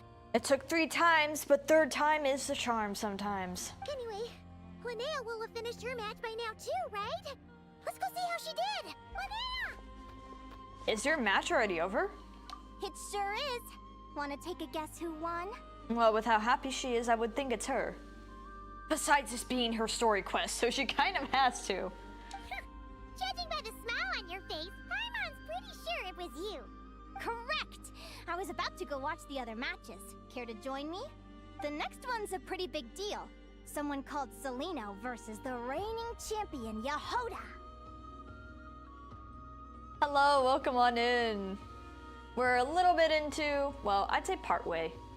That's a bigger chunk at least, into Lanay's story quest. I like this story quest. It's like an event and a story quest. We're still learning about the character, but we get to actually like interact more, not just dialogue. Ooh, we have to watch that. Yehoda's a friend of ours, so we should be there to cheer her on. Perfect. Well, stick around. It should be starting soon.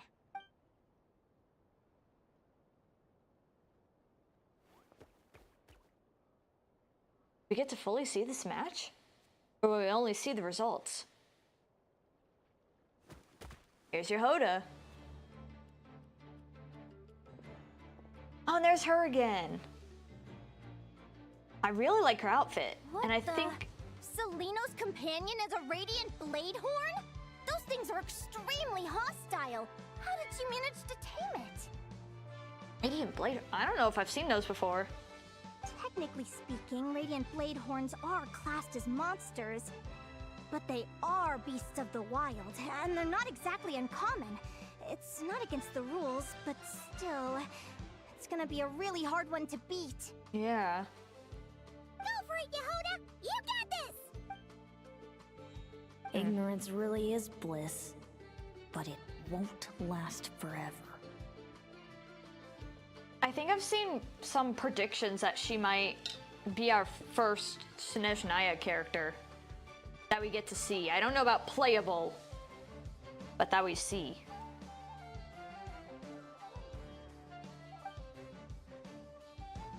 Well, no, that might not be correct. It might. I think people might have said like she'll be maybe our first playable. So Kaleino's, I might have said her name wrong. Her name. She was the one watching Linnea's last match, and there was something strangely hostile about her demeanor. But Linnea doesn't seem to know who she is. She talked about her as if she's just another contestant. Do you think speed alone will stop me from catching you? I like her eyes. How about you run around and find out? Reed Miller the 13th, run that thing ragged, and then go in for the kill! Behind you, on the right. Reed! Her reaction time is incredible. It's almost as if She's like incredibly in sync with it. she can read her opponent's mind. Oh, is that illegal? Because I think Linnea kind of does that on accident. Like maybe she doesn't know that. Huh. Dodge left, Lumi! Thanks, that means a lot. Yeah, I think we performed pretty well out there. Not just Lumi, I was really in the zone today. Is that just a Fae ability of reading minds? Can Flints do that? Or is it maybe their special Fae? I don't know how to explain it, but sometimes it feels like I can predict my opponent's next move. I know exactly what to do before I've even had the time to think. Linnea said something similar about her first match. Could it be a coincidence? Keep it together, Reed! Jump! He's trying to jump on your back, Hemus. Don't give him the chance. Use your wind blades to slow him down. He's too powerful! You've gotta go for a knockout blow! He's got some heavy armor too. Charge your lightning, Reed! Then blast him with all you've got! Deflect it back, Hemus. Oof. That was close. But the outcome is all that matters. Reed Miller the 13th has lost the strength to fight on. Celino and Hemus are the winners! Oh, poor little weasel. Or badger, I guess. Oh, so she is a bird fae. So can bird fae read minds? Those wings. Wait, who are you? And why do you...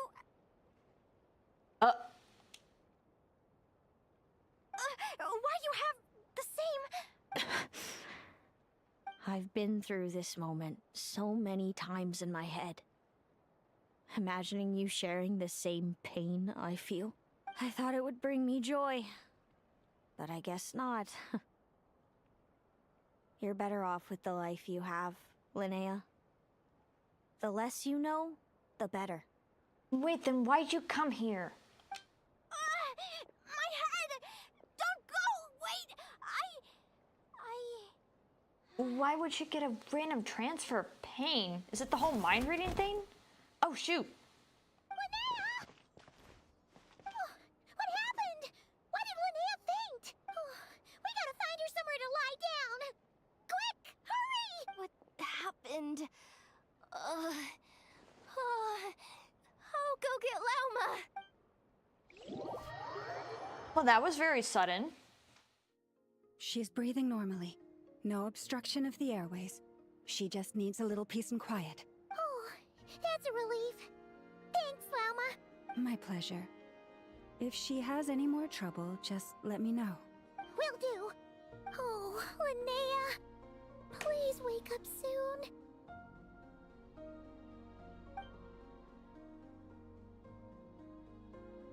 Good morning. Huh? Where am I? Do I still have a chest in that room? Is that what that is? Oh my god. Lumi? Lumi! How strange. Where could she be? I wonder how long I was out for. Well, I'd better take a look outside. Oh, whoa, what the? We're playing first person in frickin' Genshin. Okay, interesting.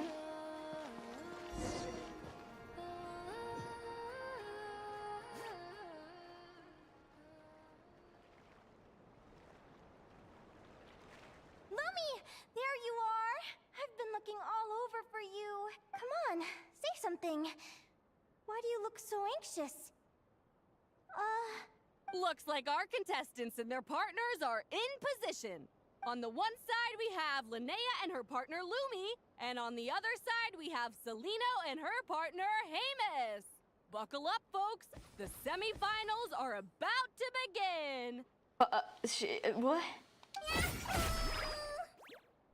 Wait, how is it the semifinals already? Also, how did I even get here? I don't remember a thing. Oh, I get it. I'm still dreaming. You can do it, old boss. Even if this is a dream, I can't let my supporters down. I'm gonna give this my all. Yeah, just in case you don't know if it's a dream. We're up, Lumi. Let's show them what we've got.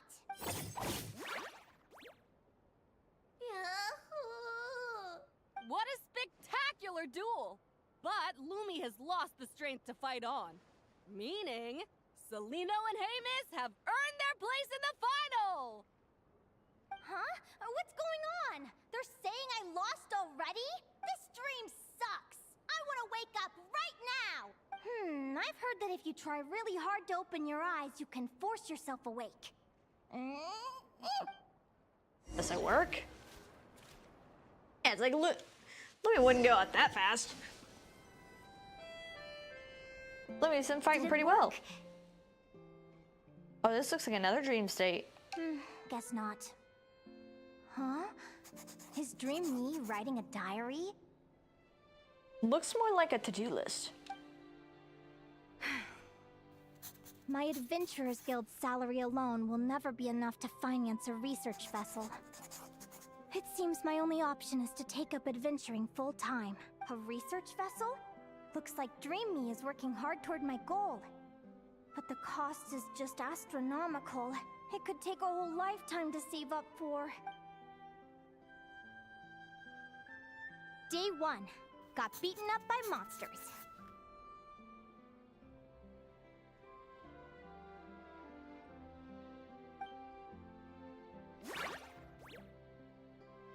Why is Lumi outside?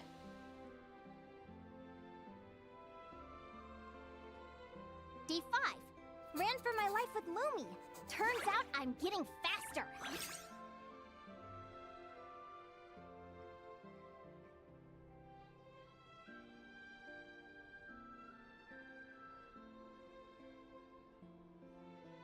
Seems to be taking a moment for us to be able to interact with stuff.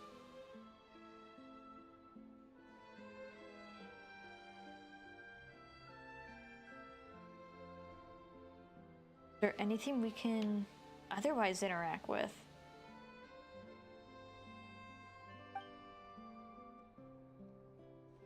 Day 20. Asked a merchant about prices. Ships cost a fortune. But I can worry about that later. Right now, it's time for a proper meal. I'm starving. Where'd Lumi go?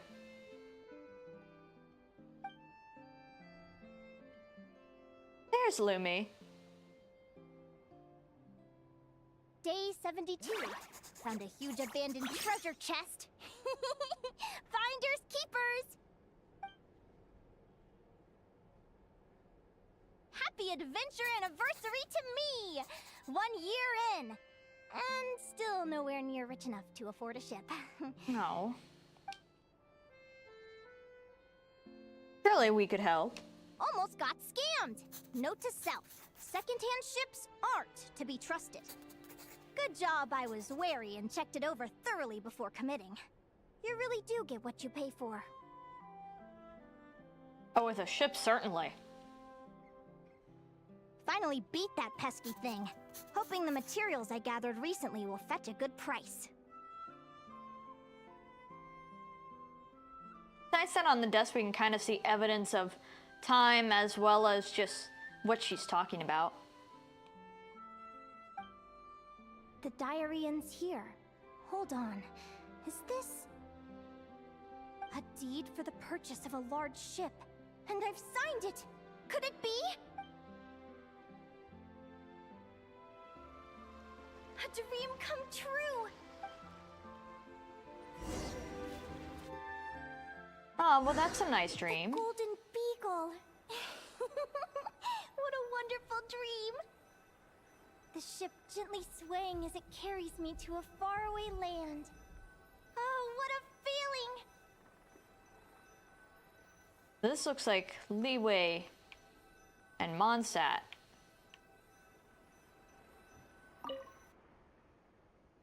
Let me check the chart. Next stop, Guyan Stone Forest.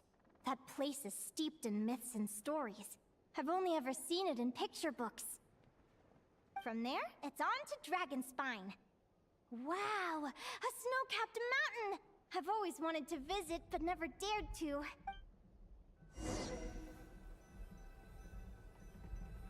I would definitely say, for a first-person view, they might need to make the turning camera for the POV a little more sensitive. It is kind of slow compared to the movement. But that could be my settings or something. This? Clearwater jade? Pretty sure this can only be found in Chinyu Vale. It's so beautiful. It looks like this ship has sailed to many places already. Makes sense. As soon as I buy my research vessel, I'll be off and away to voyage non-stop. Linnea, you've been really down the last couple of days. What's up? You're not seasick, are you? I've left your lunch by the door. Make sure to get some good rest once you've eaten. Coming!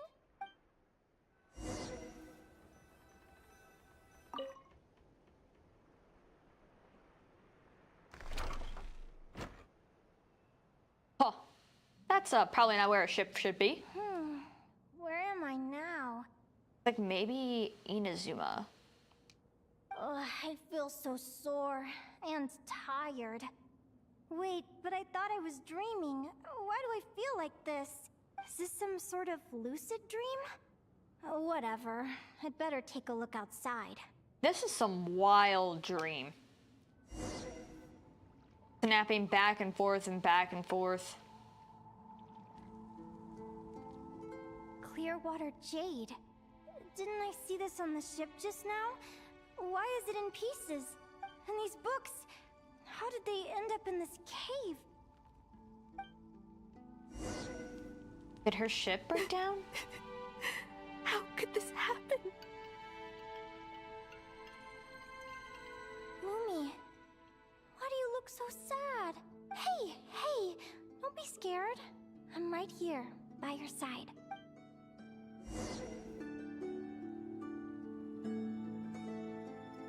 Looks like Lumi doesn't really acknowledge us.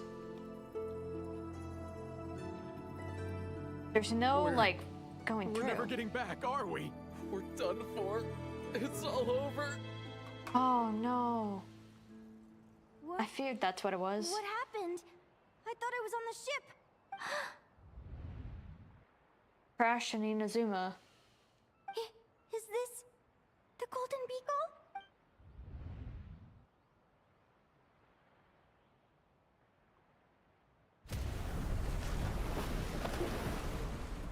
But why? It's just a dream, though, right? Come on, get a grip, Linnea. It's not real.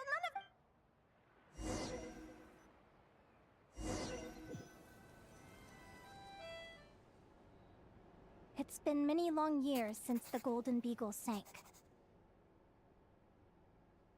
The diary again. How long is this terrible dream going to last? I'd love to say I'm over it now, but the truth is it still gets me down sometimes. It's like there's a heavy stone that's blocking up my heart, constantly weighing me down. No. It's on the outside now. It's still the same place, but you can tell it looks a little sadder. Besides it being sunset, so maybe that's not helping, but...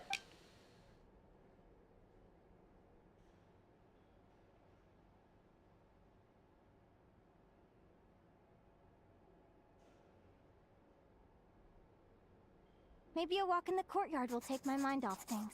Besides, my sister should be here soon. I can wait for her outside.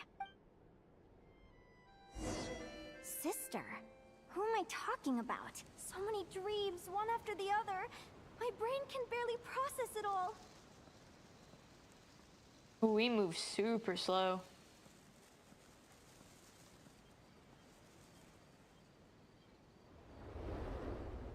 Was the other girl a sister? Linnea! Huh? That voice sounds familiar. Over here. Did you get my letter, Linnea? They're the same species, they just really don't look alike. But I guess it really depends on the parents and, you know, who took how hard of the genes. I'm so sorry to be the bearer of bad news.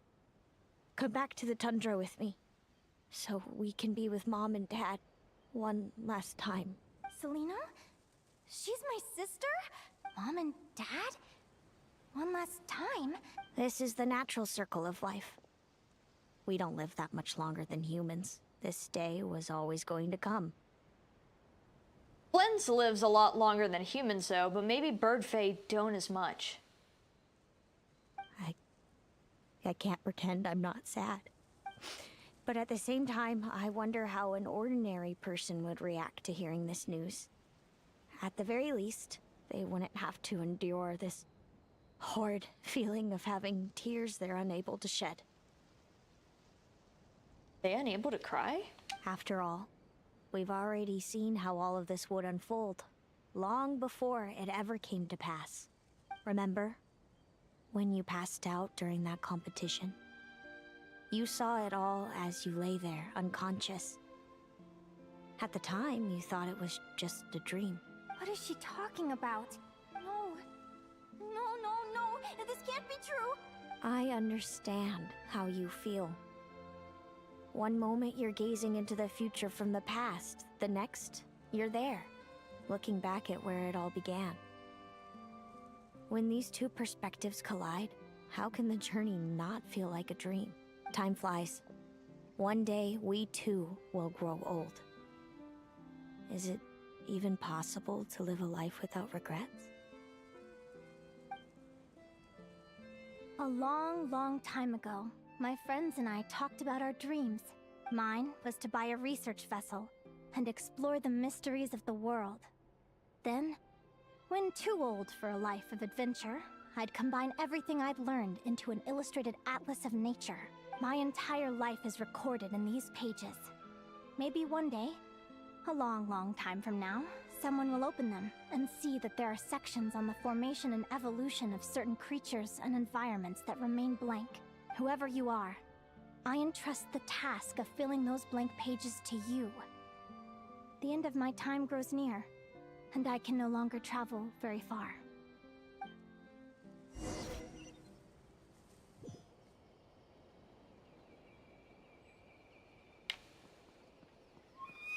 What's the end of everything? So is she like old and now about dead? Man, Faye have it hard.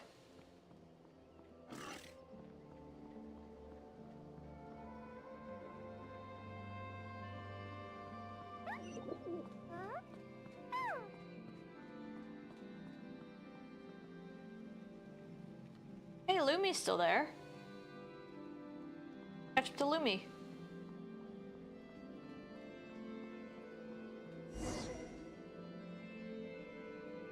This feels like an illusion, yet at the same time, so real. The end of life. So this is what death feels like.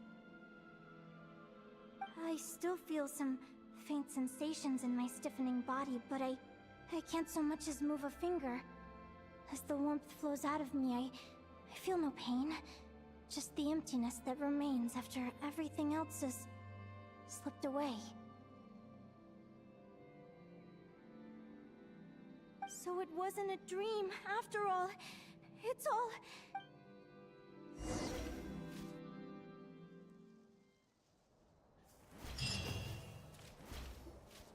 Oh, Linnea, you're awake! Oh, you were out for a long time. You must be starving. Do you want something to eat?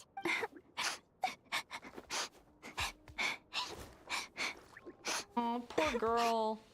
That'd be a lot to take in. Like, besides overstimulating with memories, dreamlike things back to back to back, just all the subjects, man, that is a lot of information to process. Linnea, why are you crying? What time is it? It's evening. And it's the day after the quarterfinals. We were watching the match between Celino and Yehoda when you ran over and grabbed Celino's arm. Then, you just passed out. Do you have any recollection? Did you have a nightmare? What happened? So many things came flooding into my head, one after another. The end of the competition, things from my future. Even the very end of my life. When I finally had to bid farewell to the world. Some moments were joyful, others painful. All of it felt so real. I don't know how to describe it, but it was terrifying. After one of her matches, Lene mentioned her mysterious intuition that helps her predict her opponent's moves. Celino seems to display a similar ability during her match with Yehoda. Could this have something to do with Linnea's dream? Perhaps Linnea knows more. Should we go ask her? Good point. You passed out right after grabbing her. Plus, she said a load of cryptic-sounding stuff. She has to know something about what's going on. Still, is it really a good idea to go looking for her? What if the same thing happens again? Yeah, it could trigger more of those vivid dreams.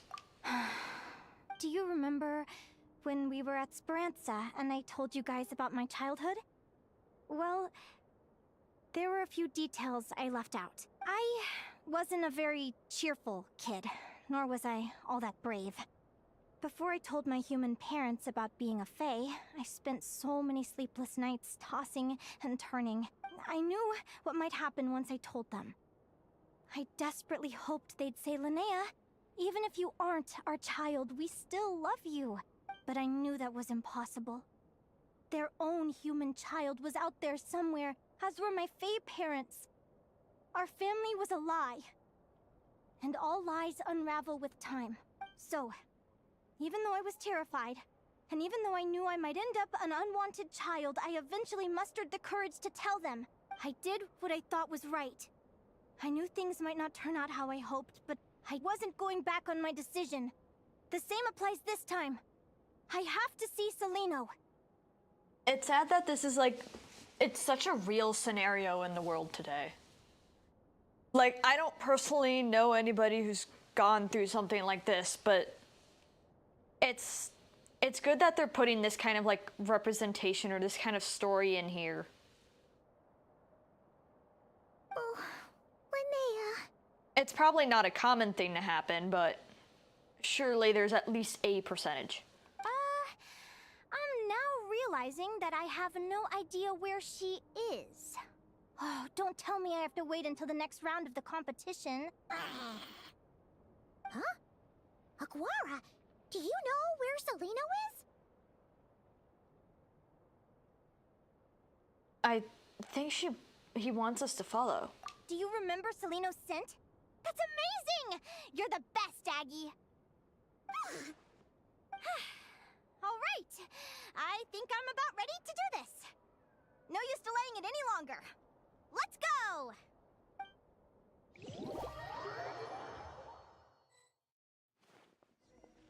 Oh, we're back in Nasha Town.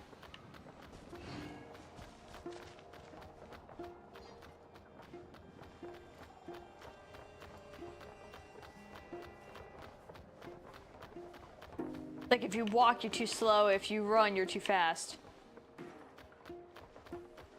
What, they go to the flagship? Of course, everybody goes to the flagship.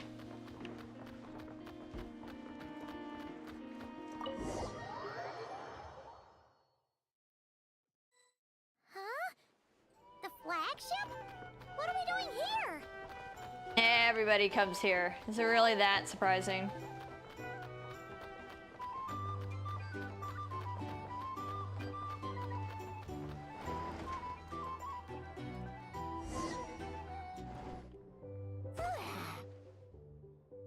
After all that, Celino's staying in the room right next to ours?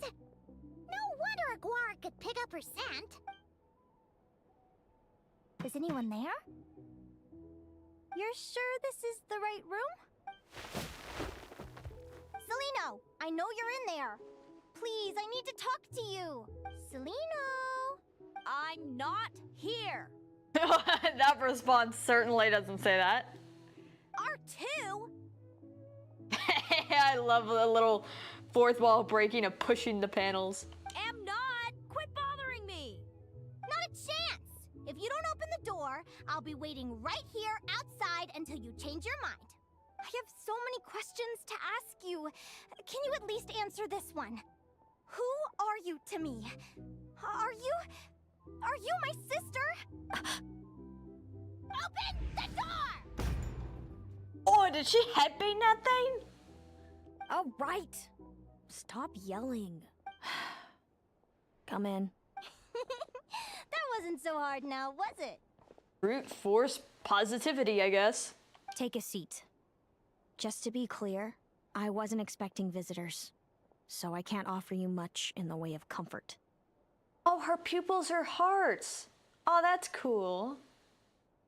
Curiosity is a dangerous trait, Linnea. You're gonna regret coming here. Don't say I didn't warn you. You sure about that? Because if I hadn't come here, I'd be regretting it already. Will you please answer me now? Why do we have the same wings on our heads?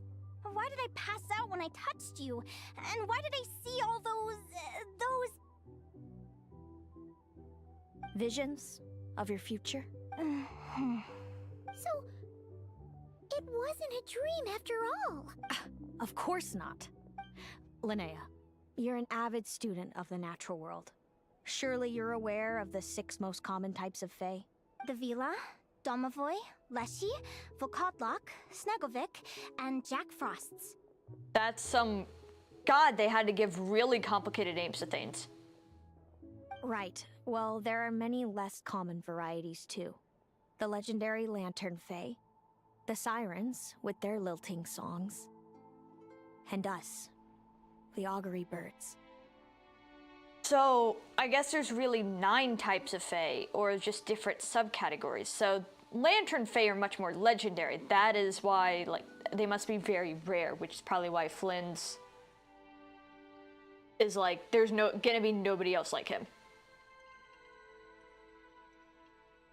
We foretell both disaster and delight, gazing upon the past dawn and future night.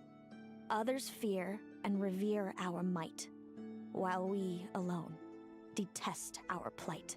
I've never heard of an augury bird before, or the poem you just recited. That's hardly a surprise. You can count the number of augury birds alive today on one hand. And that includes you and me.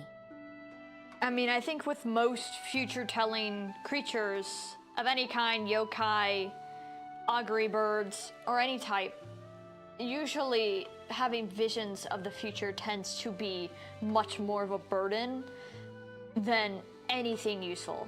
While it can be useful, it is such a burden on the person. I think usually a lot of them meet very deadly ends. So it's true then. We really are family.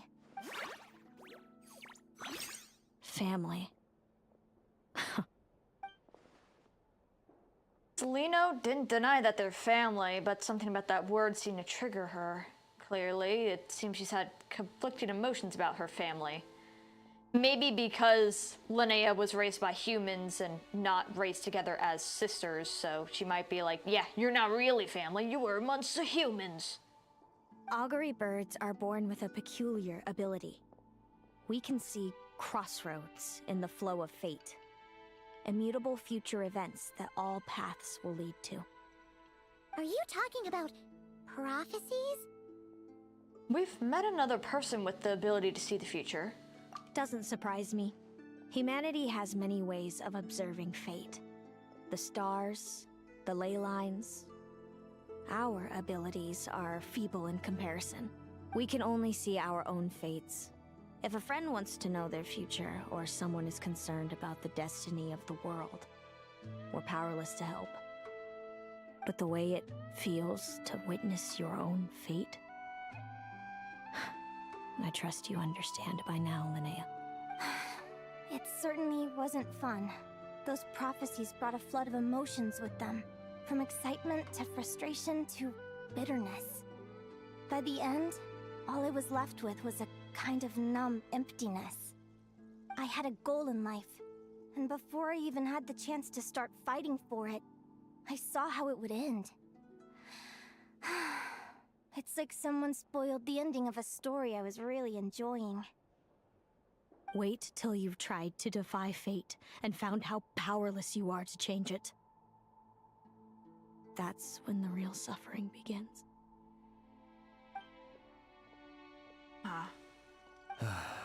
Everything is transpiring as I foresaw, yet I am powerless to change it. Fate is an immutable force. I can but lament as the inevitable unfolds. Oh yeah, Venfenir.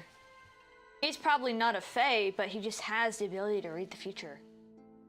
I do wonder whether giving a man the power to see the future does nothing more for him than slowly crush his spirit.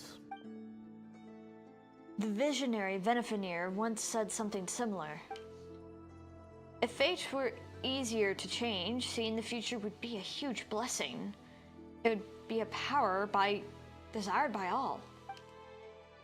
But if fate is set in stone, then knowing the future must be a heavy burden to bear. When you know every joy and every sorrow you'll ever experience, and there's nothing you can do to change it. Like you said, it leaves you with a numb emptiness. Generation after generation of augury birds lived with this burden.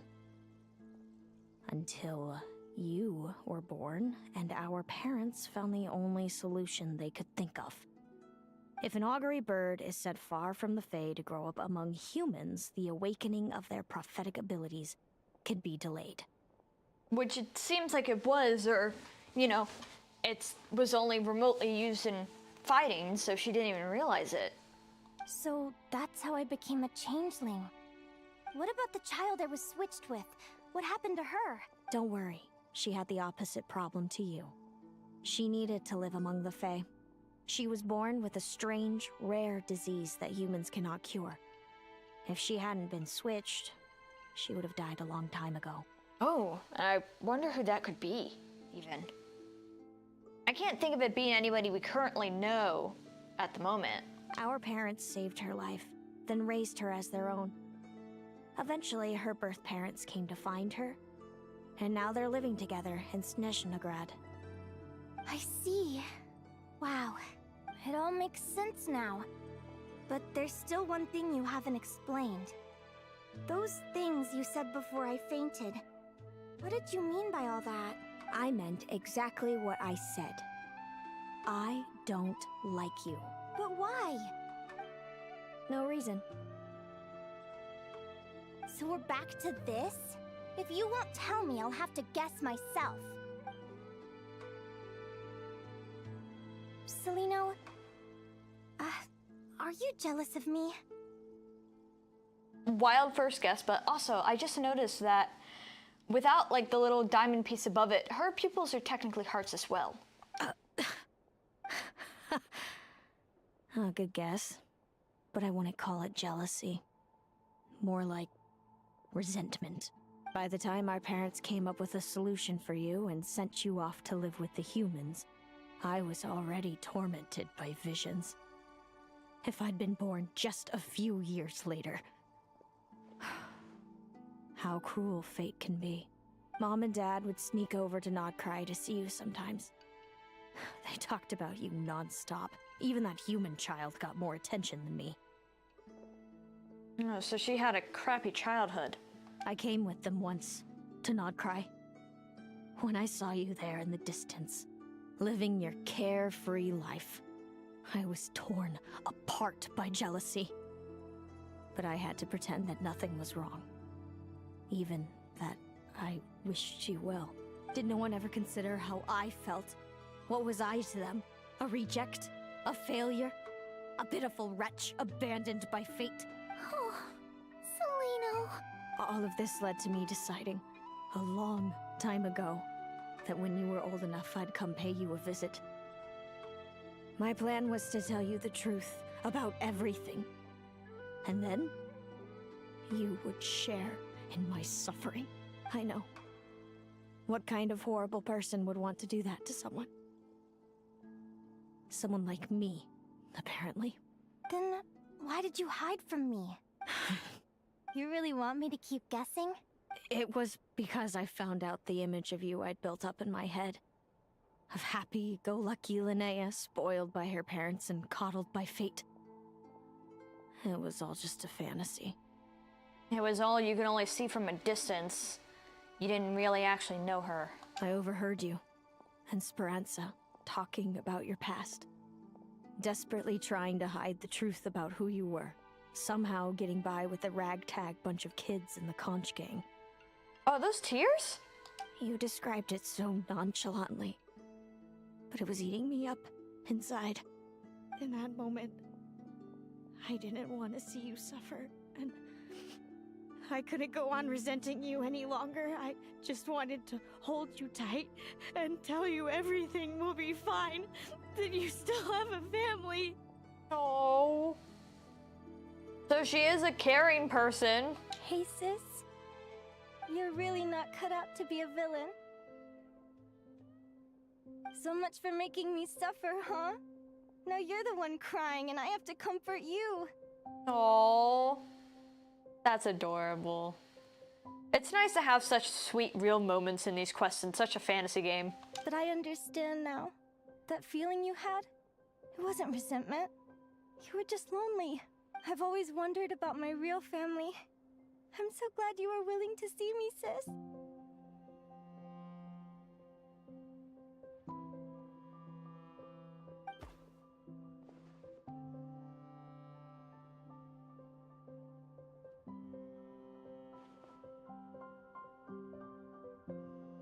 Oh, and I guess they're kind of talking it out. Want enough for us to need a meal. All of you. This is not how I expected this to go. Don't mention it. Paimon thinks it's always best to get everything off your chest. That way, everyone can go back to being happy. You're right, Paimon. I haven't been this happy in a long time. Hey, Celino, I was wondering, how did you end up with a Radiant Bladehorn as your partner? All the ones I've seen in the wild have been hyper-aggressive. They certainly wouldn't let me get close enough to touch them. We met that time when Mom and Dad brought me to see you in Nodcry. Hemus was still a baby then. Must have gotten separated from his parents.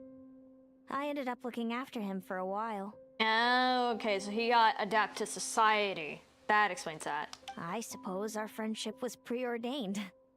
Just like my upcoming victory in this competition. An immutable crossroads in the flow of fate. Immutable? You're welcome to try to fight it, if you want. Prepare to experience just how cruel fate can be. Leave this competition and fly somewhere far away. I promise you, something will happen to force you right back here. Or if you prefer, you could go all out and try to beat me. But I have both luck and superior strength on my side. It's a goal few will never overcome. It's like, it sounds like she's cocky, but really she's just like being matter of fact. The prophecies we see are the meeting points of every possible path. There are many possible roads into the future. But they all lead to the same destination in the end. Now that I know the pain of seeing my own fate for myself, I have to ask, how have you kept it going all these years? I learned to submit to fate. I just have to accept what will happen. There's no other choice. Since the outcome can't be changed, how I get there doesn't matter in the grand scheme of things. Every crossroad I've foreseen is a curse. So the best I can do is chase a little happiness in the unknowns between them. But what about you, Linnea? What's your perspective? I think I see things differently. How about we continue this conversation after the tournament? I'd rather give you my answer then. All right, just don't get your hopes up about the future. I don't want to see the disappointment tear you apart. I'll be fine, trust me. Anyway, we'll leave it there for today. See? Oh, it's getting pretty late. We should all get some sleep. Didn't mean to click through the dialogue a little fast. Too, right? No need to see me out. I'll be fine. It's so noisy. Oh, and thanks so much for keeping me company today. Good night. I try not to cut off characters' dialogue if I don't have to.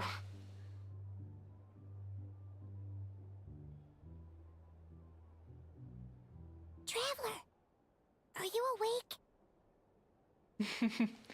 Yeah, I can't sleep. Oh, neither can Paimon. Linnea and Celino aren't the only ones with a big day tomorrow. You've got your semi-final match, too. We have no idea who your opponent could be, and Paimon's a little nervous. Since we're both struggling to sleep, do you want to head out for a stroll? We could go grab something yummy, then take a guara to check out the arena. Might be a good chance for our little warrior to get familiar with the lay of the land.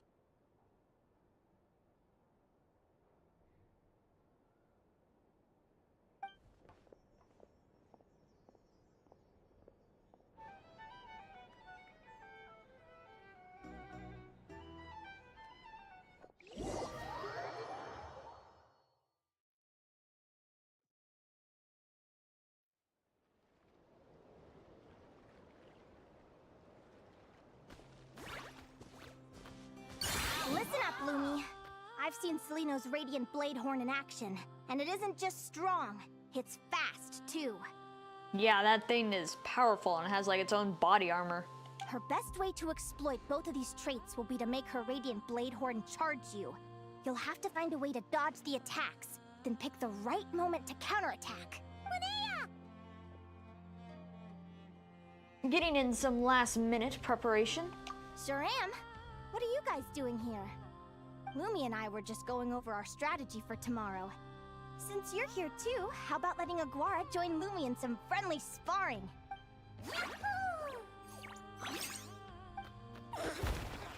Well, they seem ready to.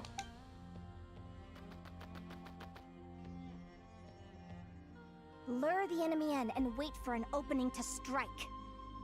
Yeah, looks like that's my best shot at victory. But Amos is so powerful. Even if we do find an opening, I'm not sure Lumi's even strong enough to make it count. I need a better plan. You've prepared as thoroughly as you can. Good luck. Thanks. Just because I've seen a future where I fail, doesn't mean I'm willing to go down without a fight. Fate is such a mysterious idea. Despite having it explained to me and having seen it with my own eyes, I still find it hard to wrap my head around it. What does fate mean to you?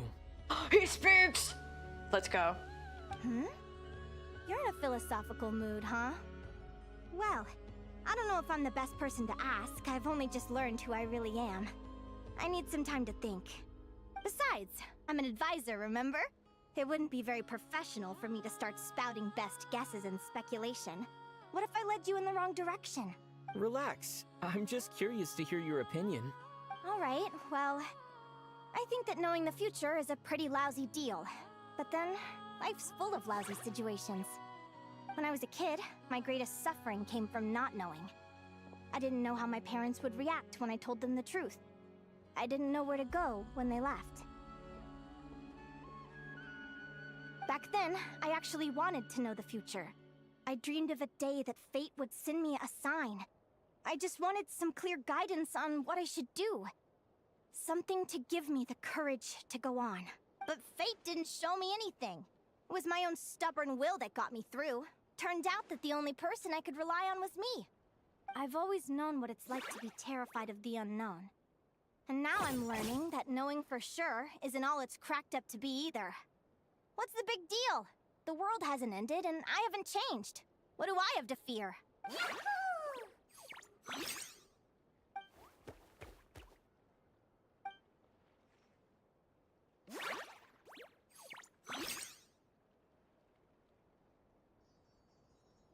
Training session over!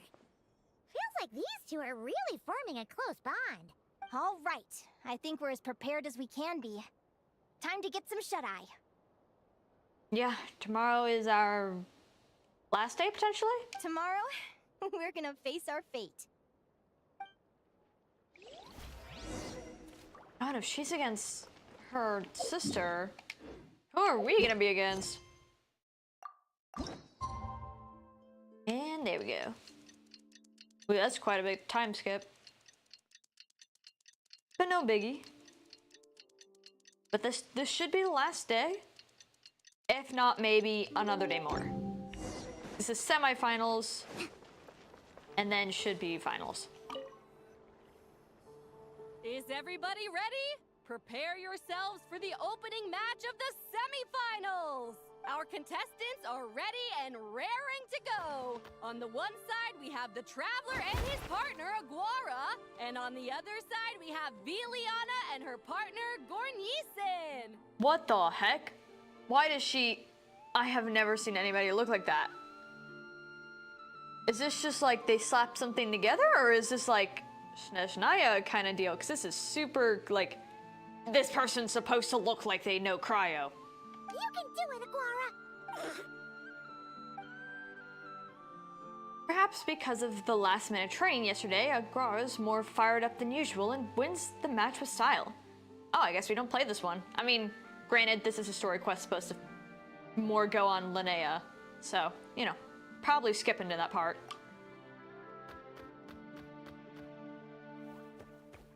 We have a winner!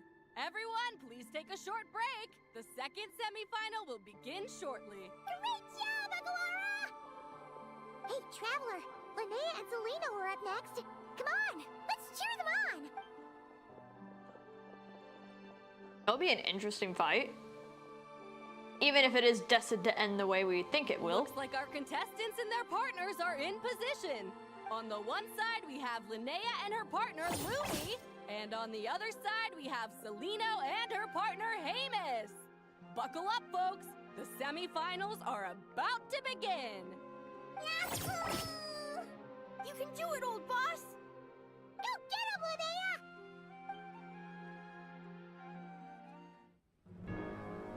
Ooh, cutscene. Charge, Hemus! Don't panic, Lumi! Remember your training? I'm right here. Ready? Now jump! Attack! Stop her!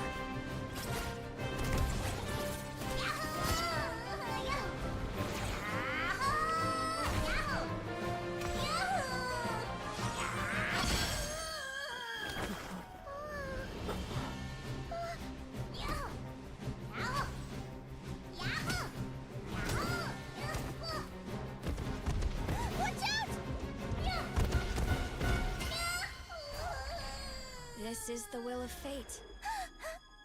It was over before it began. Oof. That was brutal. Lumi! Lumi! Huh?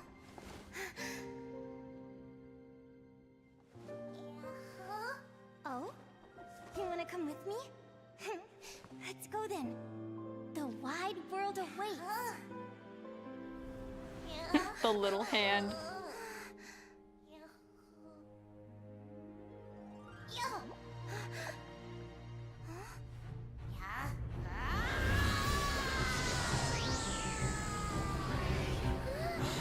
What's it doing?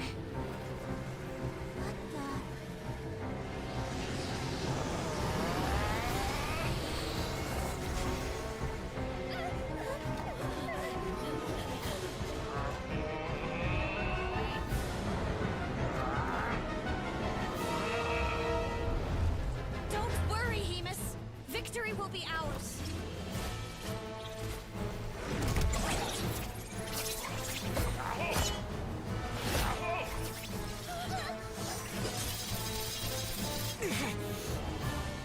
A little bit of a dangerous fight here.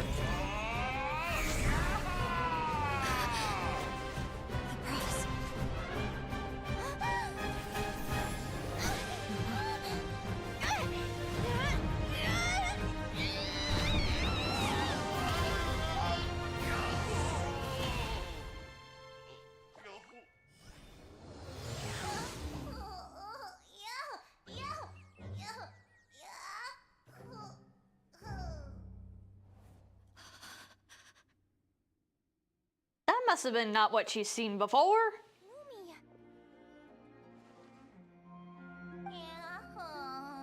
You were amazing! I didn't know you could grow that big! Yahoo! Yahoo! You know, you look a little different after absorbing all that geo. Wait a sec! Could that be it? Oh, Linnea! Are you guys alright? Traveler! Paimon, come quick! I figured out why Lumi is different from other Jack Frost! After all the theories I've looked into, it turns out there was one possibility that never even occurred to me! What if Lumi wasn't born different at all? What if it's all a consequence of her diet? Surely ingesting large amounts of rare ore could explain the development of her geo-features. I mean, just look at Viships! Depending on their element, Viships can look wildly different. But from a biological perspective, they're still considered the same species. That is true. Lumi, you don't have to wait for evolution to catch up at all. You just have to find another Jack Frost who likes the same things as you do. Then you'll have a true companion! I'm so happy you unleashed your full power, Lumi! If you hadn't pushed yourself like that, I never would have had this eureka moment! I thought Linnea would be disappointed after losing her match, but I guess this reaction is more her style. Linnea, why did you hold back? What do you mean? If Lumi had landed that hit, you and Hemus would have been in serious danger. Even so, when that hammer started to fall, the future I once saw went blank before my eyes. Did fear cause me to see a false vision? Or did she truly cheat fate for a brief moment? What does it matter? In the end, the pull of fate exerted its force all the same. The prophecy came to pass as surely as the sun rises in the morning. What's on your mind, sis? I just think it's a shame. You gave your all in that battle, but it didn't change a thing. Whatever path you take, it always leads to the same place. Fate is so cruel. Celino, do you remember the question that you asked me? I told you I'd give you my answer after the tournament. I remember. And I'd still like to know what you think. You told me. There are many possible roads into the future, but they all lead to the same destination in the end. Well, I prefer to think of it the other way around. We might already know where we're headed, but we get to choose how we get there. Maybe fate will always lead us toward the same destination, but I never cared much about the outcome. I just want to walk my own path. So, even if I was destined to lose to you, there was no way I wasn't gonna give it everything I had. And even if my ship ends up at the bottom of the ocean, I'm not gonna let that stop me from sailing it to every corner of the world first. If all people care about are outcomes, then why doesn't everyone give up on happiness and love? After all, the certainty of death is the one thing that every person knows about their fate. But my feelings, my thoughts, everything I've seen, all that exists beyond the reach of fate, they belong to me, and no one else controls them. She's such a beam of positivity. I do really like her character. I just wish I could actually use her and it'd be worth pulling. But I do really like her design and personality and her philosophies that she's showing. Lumi, sounds like you agree, right? Linnea, ignorance really is bliss. Even when we're scared and uncertain, it's important to face the truth head on. You sure about that? Because if I hadn't come here, I'd be regretting it already. How I envied your cheerful optimism when I first saw you. I thought your happiness was all thanks to your obliviousness to fate. Yet now you've witnessed your fate and experienced failure. And still you haven't let it drag you down. Perhaps I was wrong from the start. The difference between us was never about knowledge of our destinies, it's about having the courage to accept it. Celino, you okay? You're looking pretty zoned out. Actually, I was just thinking, I'm happy for you. I claimed the victory promised to me by fate, and you found your answer. A truth that transcends fate itself. Sounds like I got the sweeter deal overall. But hey, mine and Lumi's journey isn't over yet. So enjoy your victory, Celino. But don't get complacent. Otherwise, my partner here might just take it back from you one day. You mean me? You'd better watch out.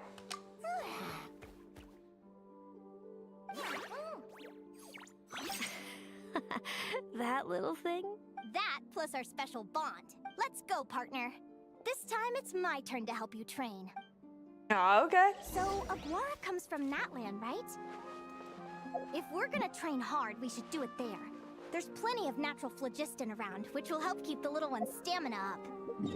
Oh, damn. Okay. I mean, I'll go back over to Natlan. Quickest way is probably here.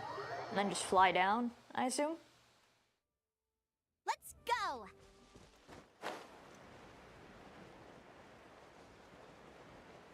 Coming!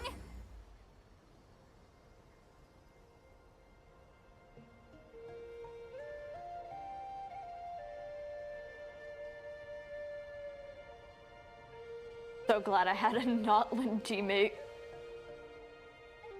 That's a nice boost. Hello, Natlan! I'm back! Give me a moment to set up the tent.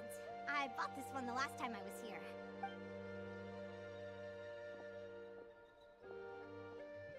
Oh, I'll lend you a hand!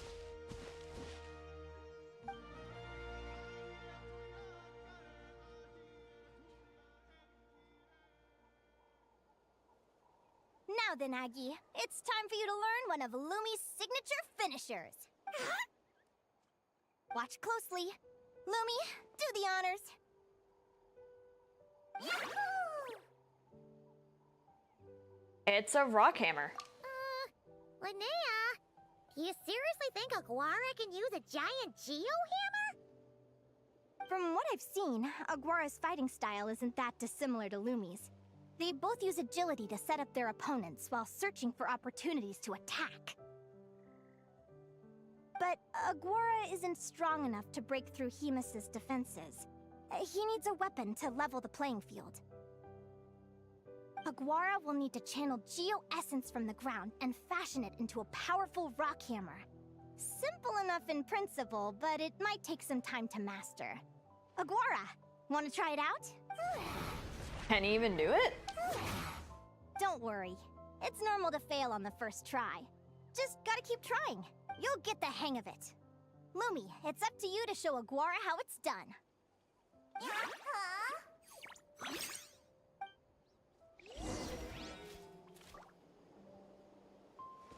Wait until the evening of the day after.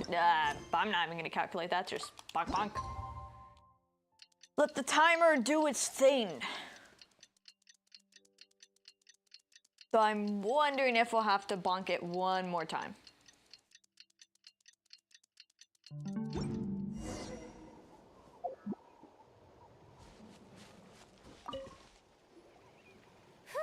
Feels like I blinked and 2 whole days went by. Well, I've heard it said that people can find their fates by studying the stars.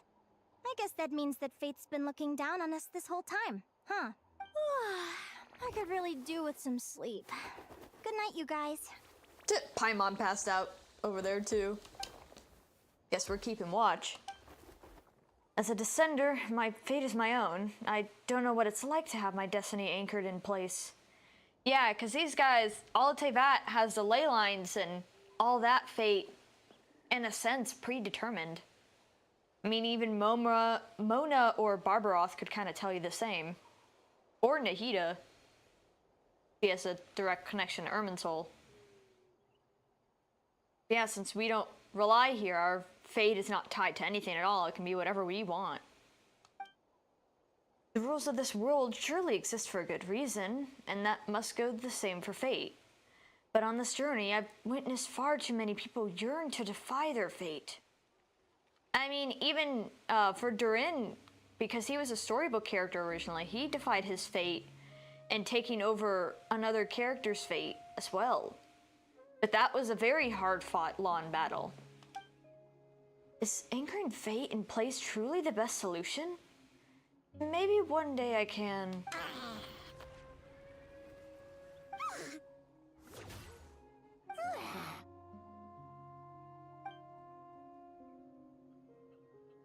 Oh, that should be our little guy.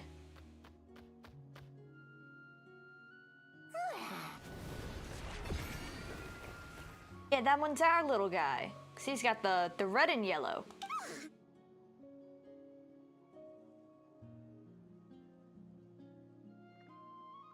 I guess lucky they found each other so they can teach each other.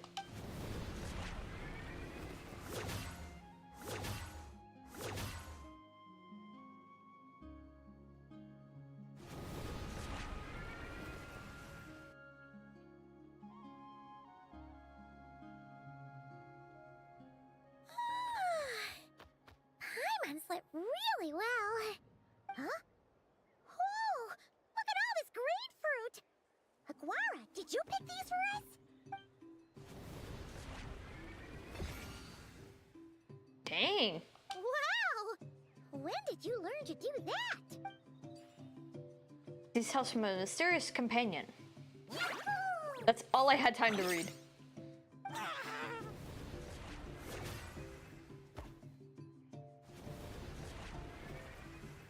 Are you saying you had help from another Saurian? Who could that be?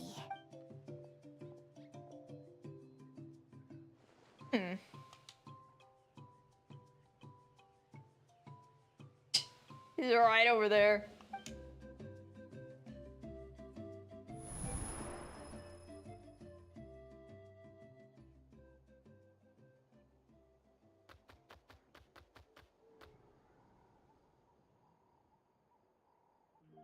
Alright! Now that Aguara's mastered Lumi's secret weapon, it's time to head back to Notcry. Looks like we should get back just in time for the finals.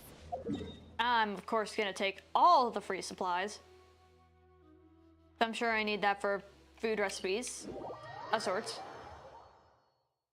I know what ones, but probably something.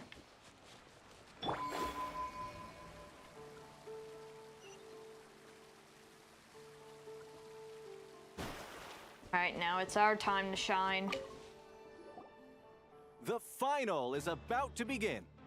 Contestants, please take your positions.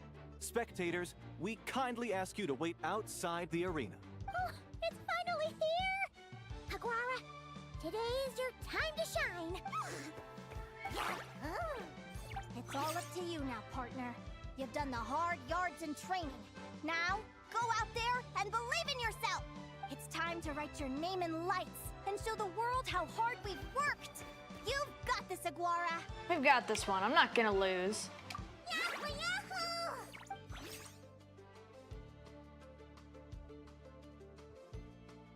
Ladies and gentlemen, the wait is finally over. It's time for the Spirit Envoy Championship Final.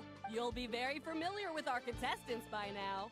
Celino and her partner, the Radiant Bladehorn Heyman, who seized their place in the final after a hard-won victory in the last round. I wonder if we actually have to fight this one. Then we have the Traveler and Aguara. This little Tapetlasaur might not look like the most ferocious beast, but this duo have fought courageously to reach the final stage. Who will be crowned champions today? In a few short moments, we will find out. Back from training camp? Then let's do this. Show me what you've got. You've got this, Aguara. Don't be nervous. Oh, we actually do this one.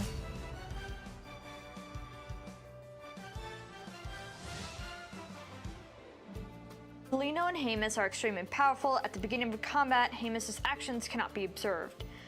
Once Celino has assessed the situation, she will direct Hamus to perform feats. Use prior combat experience to identify the true intent behind each move.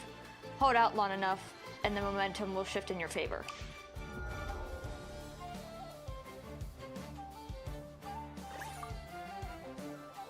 Possible to predict. We'll have to act first. Okay. Copy.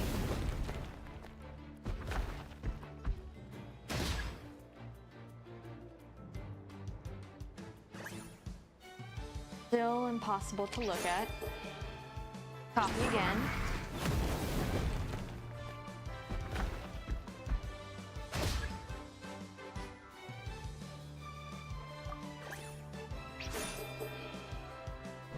No.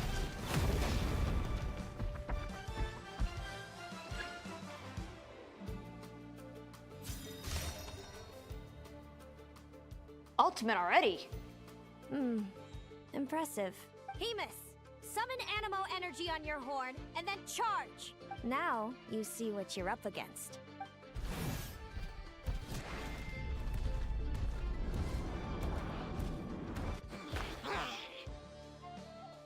You're not the only one with a horn. Let's go for it. Aguara's horn hasn't finished growing yet.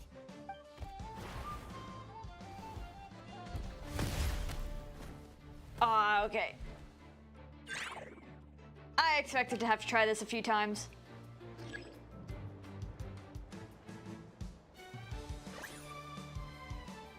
Seems to be setting up for a surprise attack, but we can't always expect them to be as they seem.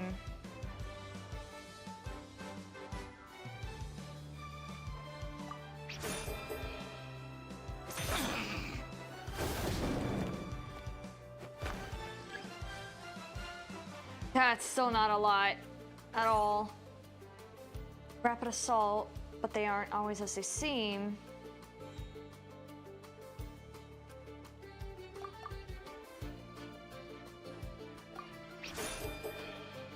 Ah.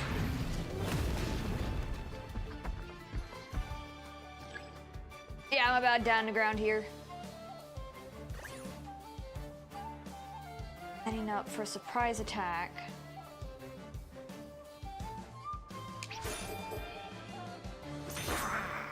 Keeps doing charged attacks.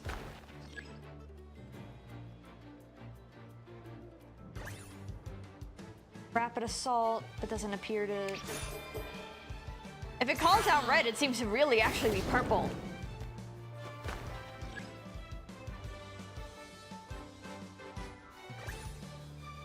Surprise attack. Is it? Dude, no change up. I mean, hey, if it hands us some easy work, because we're chipping at it. But we're about on the brink of death. Adopting a defensive posture. Probably means actually red. So we'll do defensive counterattack. Okay, so it's like taking a step backwards.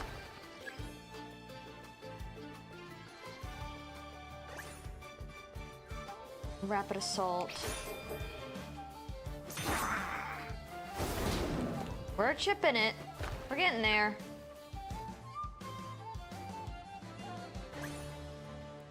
Ready to parry.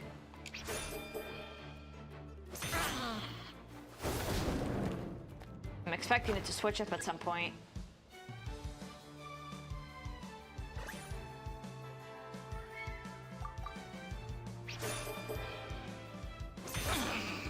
So it's doing the strats that it was actually doing earlier in this kind of mini game, where it's the color that's called out is what you actually pick.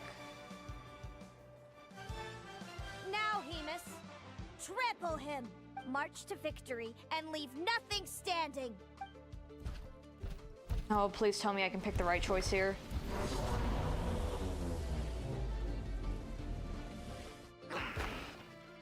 Attack the underbelly, aim for the legs.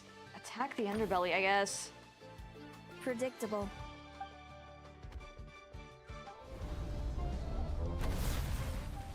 Yeah, we're dead here. But at least I kind of know the strat. Guara hit her right in the belly! But It was the obvious move. Hemus was well prepared. How are we not dead?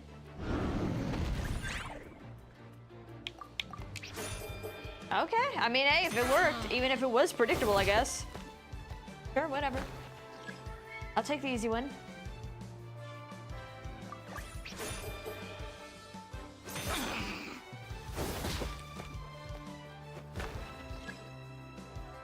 Or I wonder if this is because we have to have a guaranteed victory. It's already, like, pre-scripted. Hemus seems to be running out of steam, but Aguara's already panting too. Looks like it's time to end this. Just like we practiced. Come on, time to put that training into practice.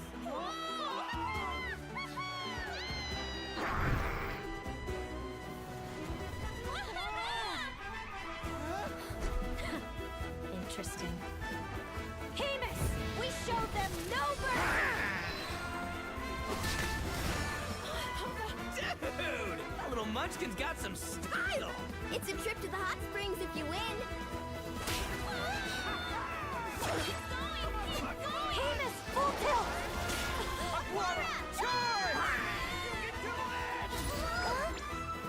Go, go, go!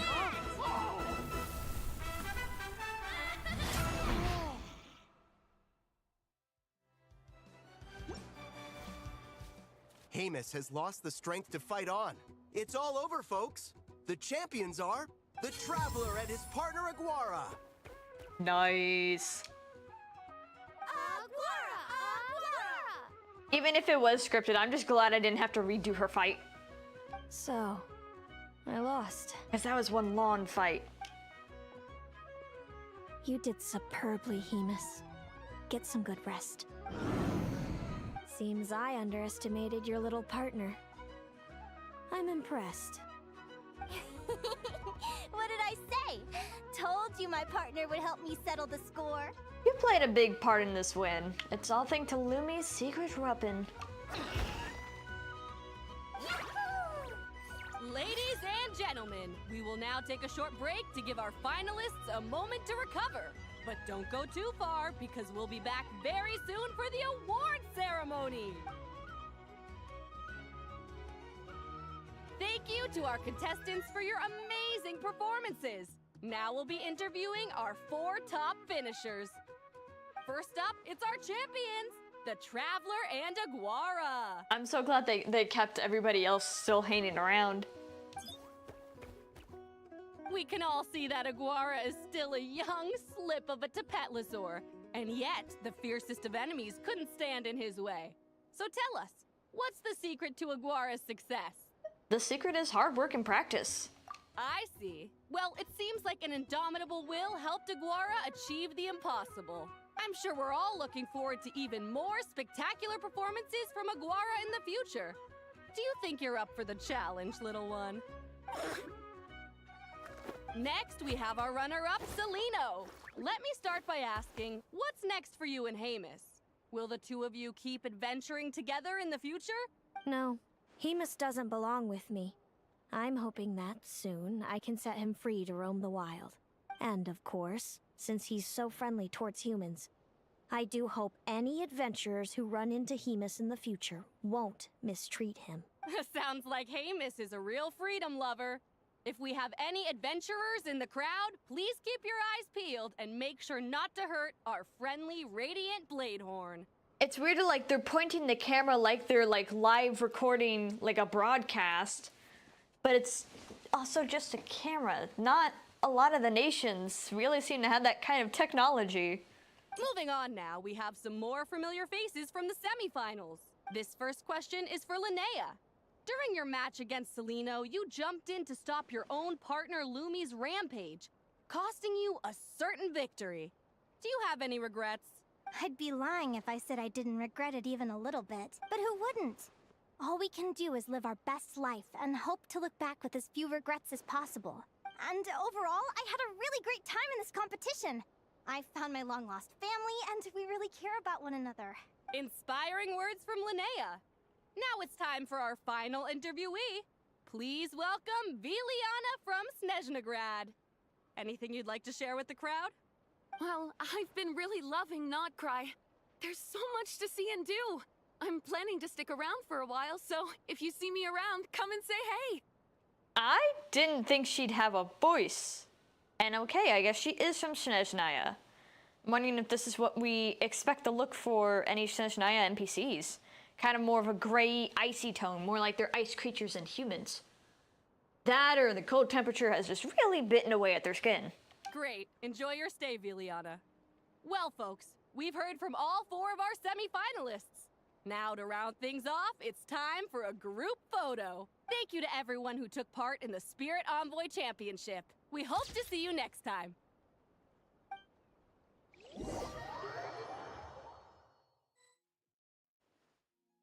Linnea, I gotta get going. I'll make sure to tell Mom and Dad how you're doing. I know they'll be so happy for you. Without me around, your prophetic abilities will be slow to develop. But you should know that since you've been to the tundra and you've encountered others of your kind, it's only a matter of time before your abilities fully awaken. I'm sure you already know how I'm going to respond, sis. I'm not afraid to know the future. All that scares me is the prospect of a life without you, Mom, and Dad. I know. Well, write me whenever you want to see me.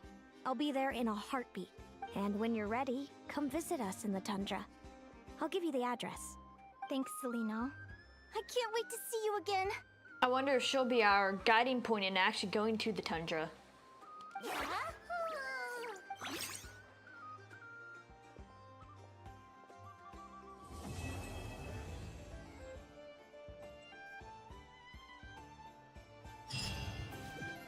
And that is the end of that one. So it looks like we didn't actually touch Mondstadt's new area through that.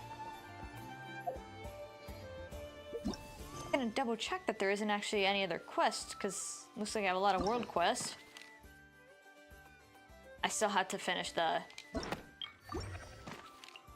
quest. Yeah, I'm almost done with that. Nope, not what I meant to do. Okay, we did those. Main Archon quest is to be continued. But is there no lead-in? But hey, extra rewards. As much as I'd love to pull for her, I just really don't have a team that fits her. but really good design, and I do wish people luck with their pulls, especially for these banners. I'm gonna have to wait till next banners to get chlorined on the Fontaine Chronicle thing, which I probably need more pulls. Okay, that's our exploration bonus, so I'll definitely be doing that. It's so weird, the architecture, you can even tell from here, even though I think it's a Mondstadt area, it looks like it's very close to like Celestia, Nodcry style with how blocky it is. That kind of reminds me of Asmodee. But also that glass, it's just, this looks like we'll run into trouble. I wonder if that'll be Dainsuf area for that next quest. That should come soon. I think we get one every update, but I honestly kind of forget. So we're gonna have to... I don't know if we actually had this teleport point before, but this might be how we get to there. So we're gonna at least step into here.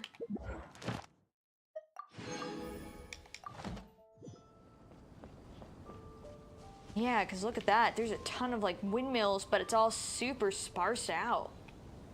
Where's that pointy island?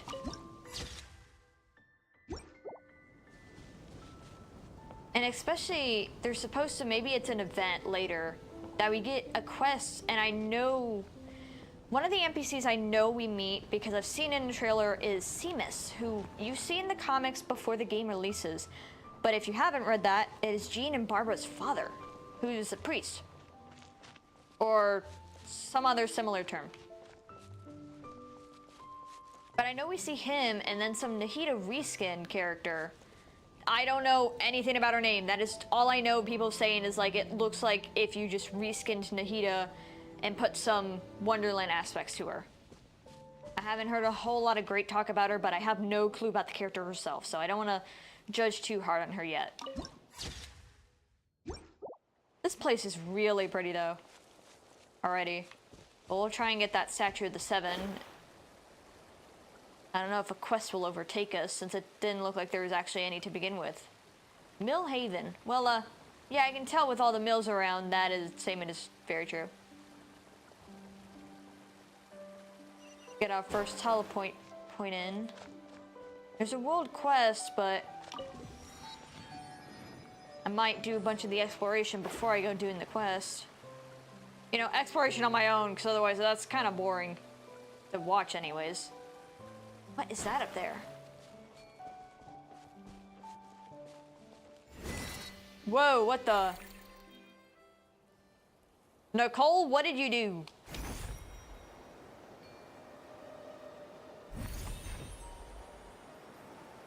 This is definitely like a Nicole motif.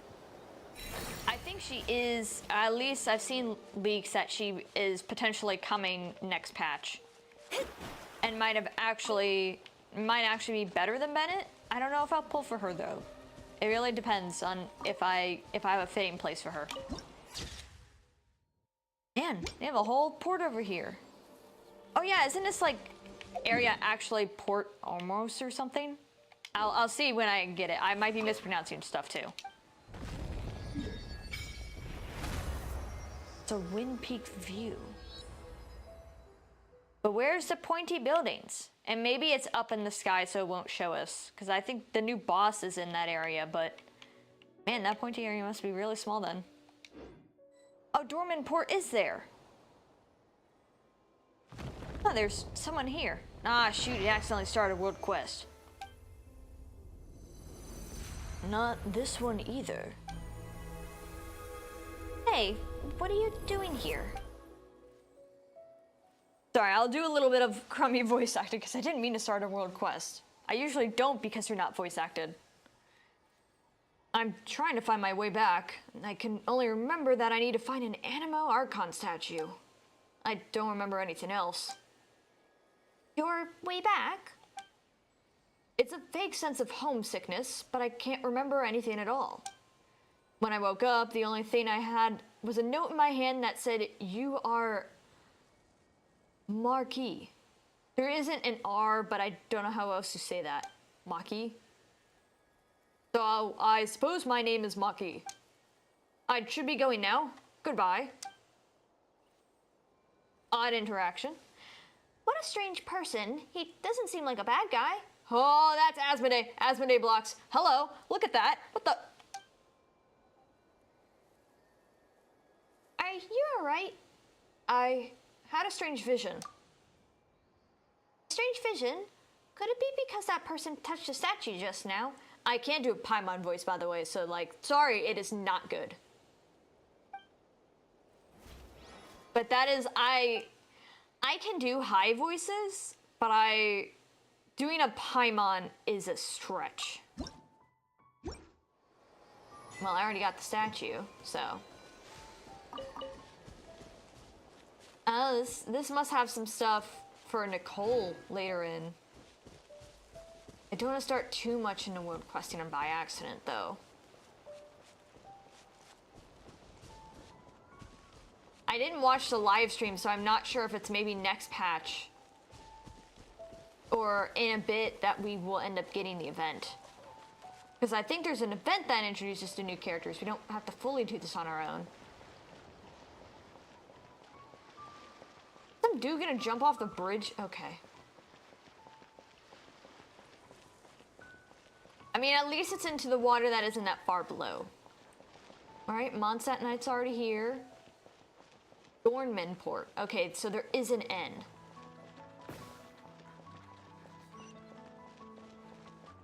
They have a whole setup here.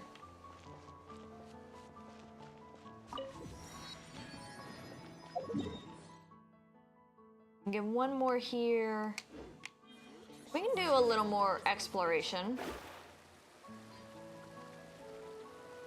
I'll show off the new area a little bit what I can, just try and get the waypoints, honestly.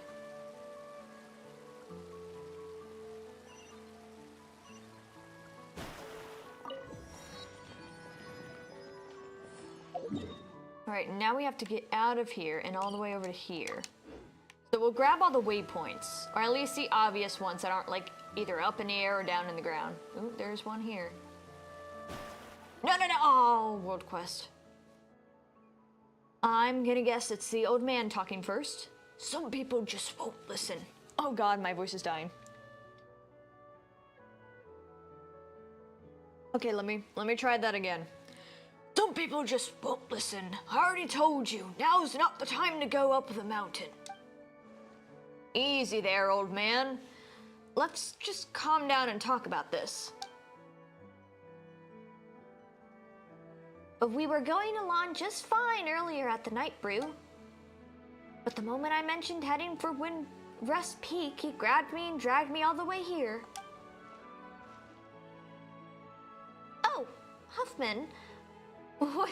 I can't do Paimon. What's going on here? As you can see, old man. Is that really just his name? You named him. Guys, we can do better than that. Is just trying his best to keep people away from Windrest Peak. Anyway, let me introduce you. This is Lepart, an adventurer.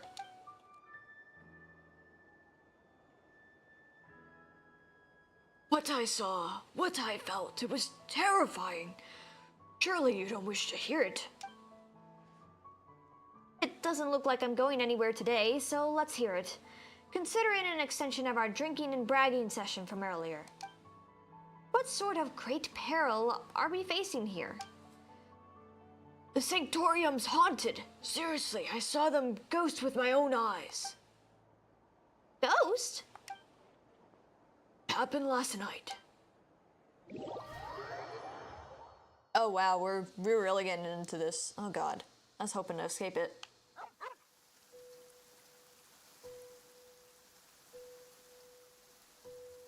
Slow down, Hampton man, slow down. What's that? A Sunsettia? Fox brought it from Windrest Peak. Hope it's not nesting inside.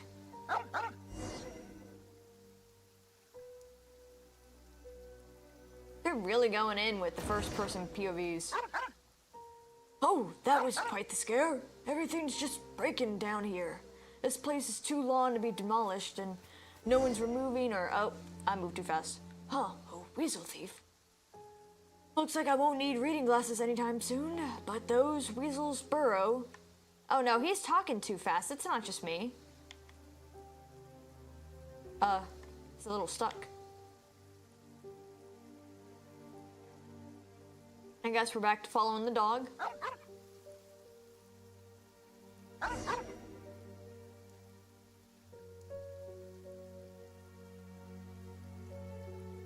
Light's broken. Come on, why are you barking at the cemetery? Howl at the scent of death, but lack the courage to rush headlong into the tranquility of eternity. Oh, what the? That just move? The lizards. Alright, keep following the dog. Ah, the head turn, man. It's a little... You really gotta push. Maybe it's easier on mouse and controller, but I'm on controller. Mysterious girl. Oh god, she's dead. That's like her own grave, isn't it?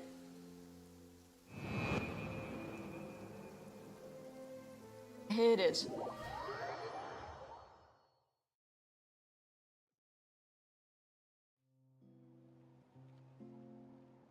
That's just how it happened. I swear on my paycheck and the responsibilities that come with it. I've never heard anybody swear on their paycheck. Weren't you bemoaning how little you make as a doorman? I'm not just any doorman.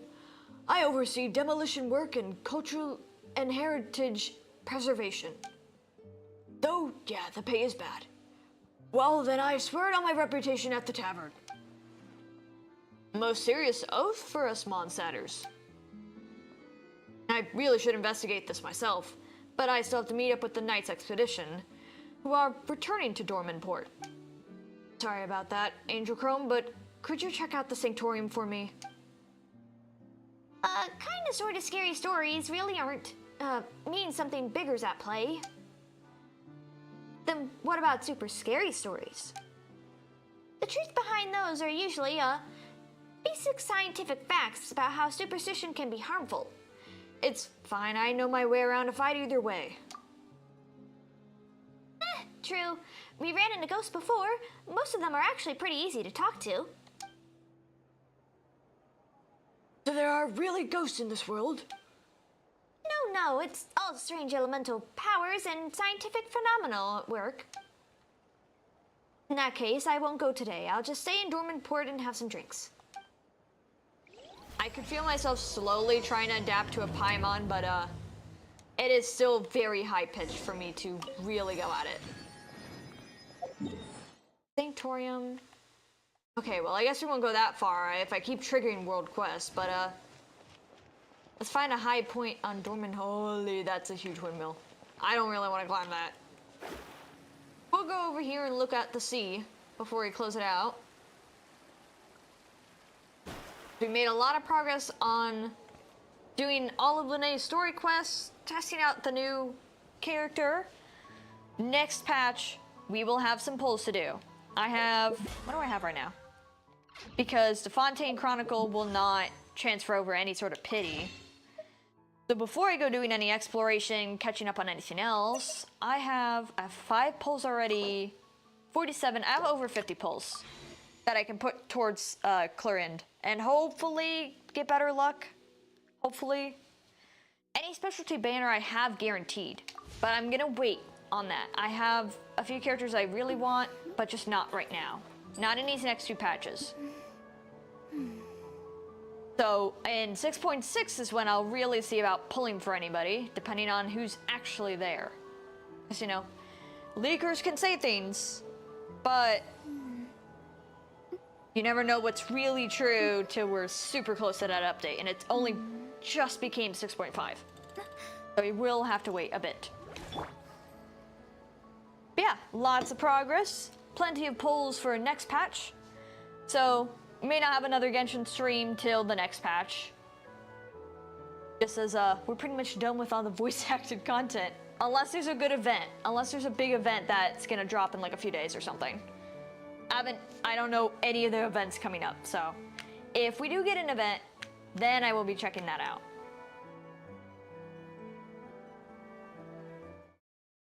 yeah, that is pretty much all for today. And I have quite the busy week of work. I have 35 hours going in. Hold on, I need a... Sorry, Sit Lolly, but you're being a little loud. But I have 35 hours of work, all back to back to back, so I will be quite tired. The next time we'll be able to stream is Tuesday, so yeah, quite a bit. Might be able to do Double Trouble Tuesday, but it depends on if I do anything during the day. I will make sure to announce on Twitter and Blue Sky if I'm able to do anything. Otherwise, Phasmo on Tuesday at 6 p.m. CST is a guarantee. Just anything earlier will depend. And I'm getting my Windcraft character very close to being ready for Realm of Light. I did get the helmet I want. I got a pretty decent percentage. They've updated, you know, Fruma dropped, a lot of visuals changed. So Windhills isn't up to date on giving me percentages. I'm really having to read the new wheel system for how good an item is. So that has taken me a hot minute to kind of learn, but I'm going to be researching what gear I need and just hunting it all down. Here is my Twitch for that at least guaranteed Phasmo stream on Tuesday at 6 p.m. CST. Here is my Blue Sky and Twitter, which will have the schedule updates, especially for if I'm able to do a Double Trouble Tuesday. I'll make sure to mention it there.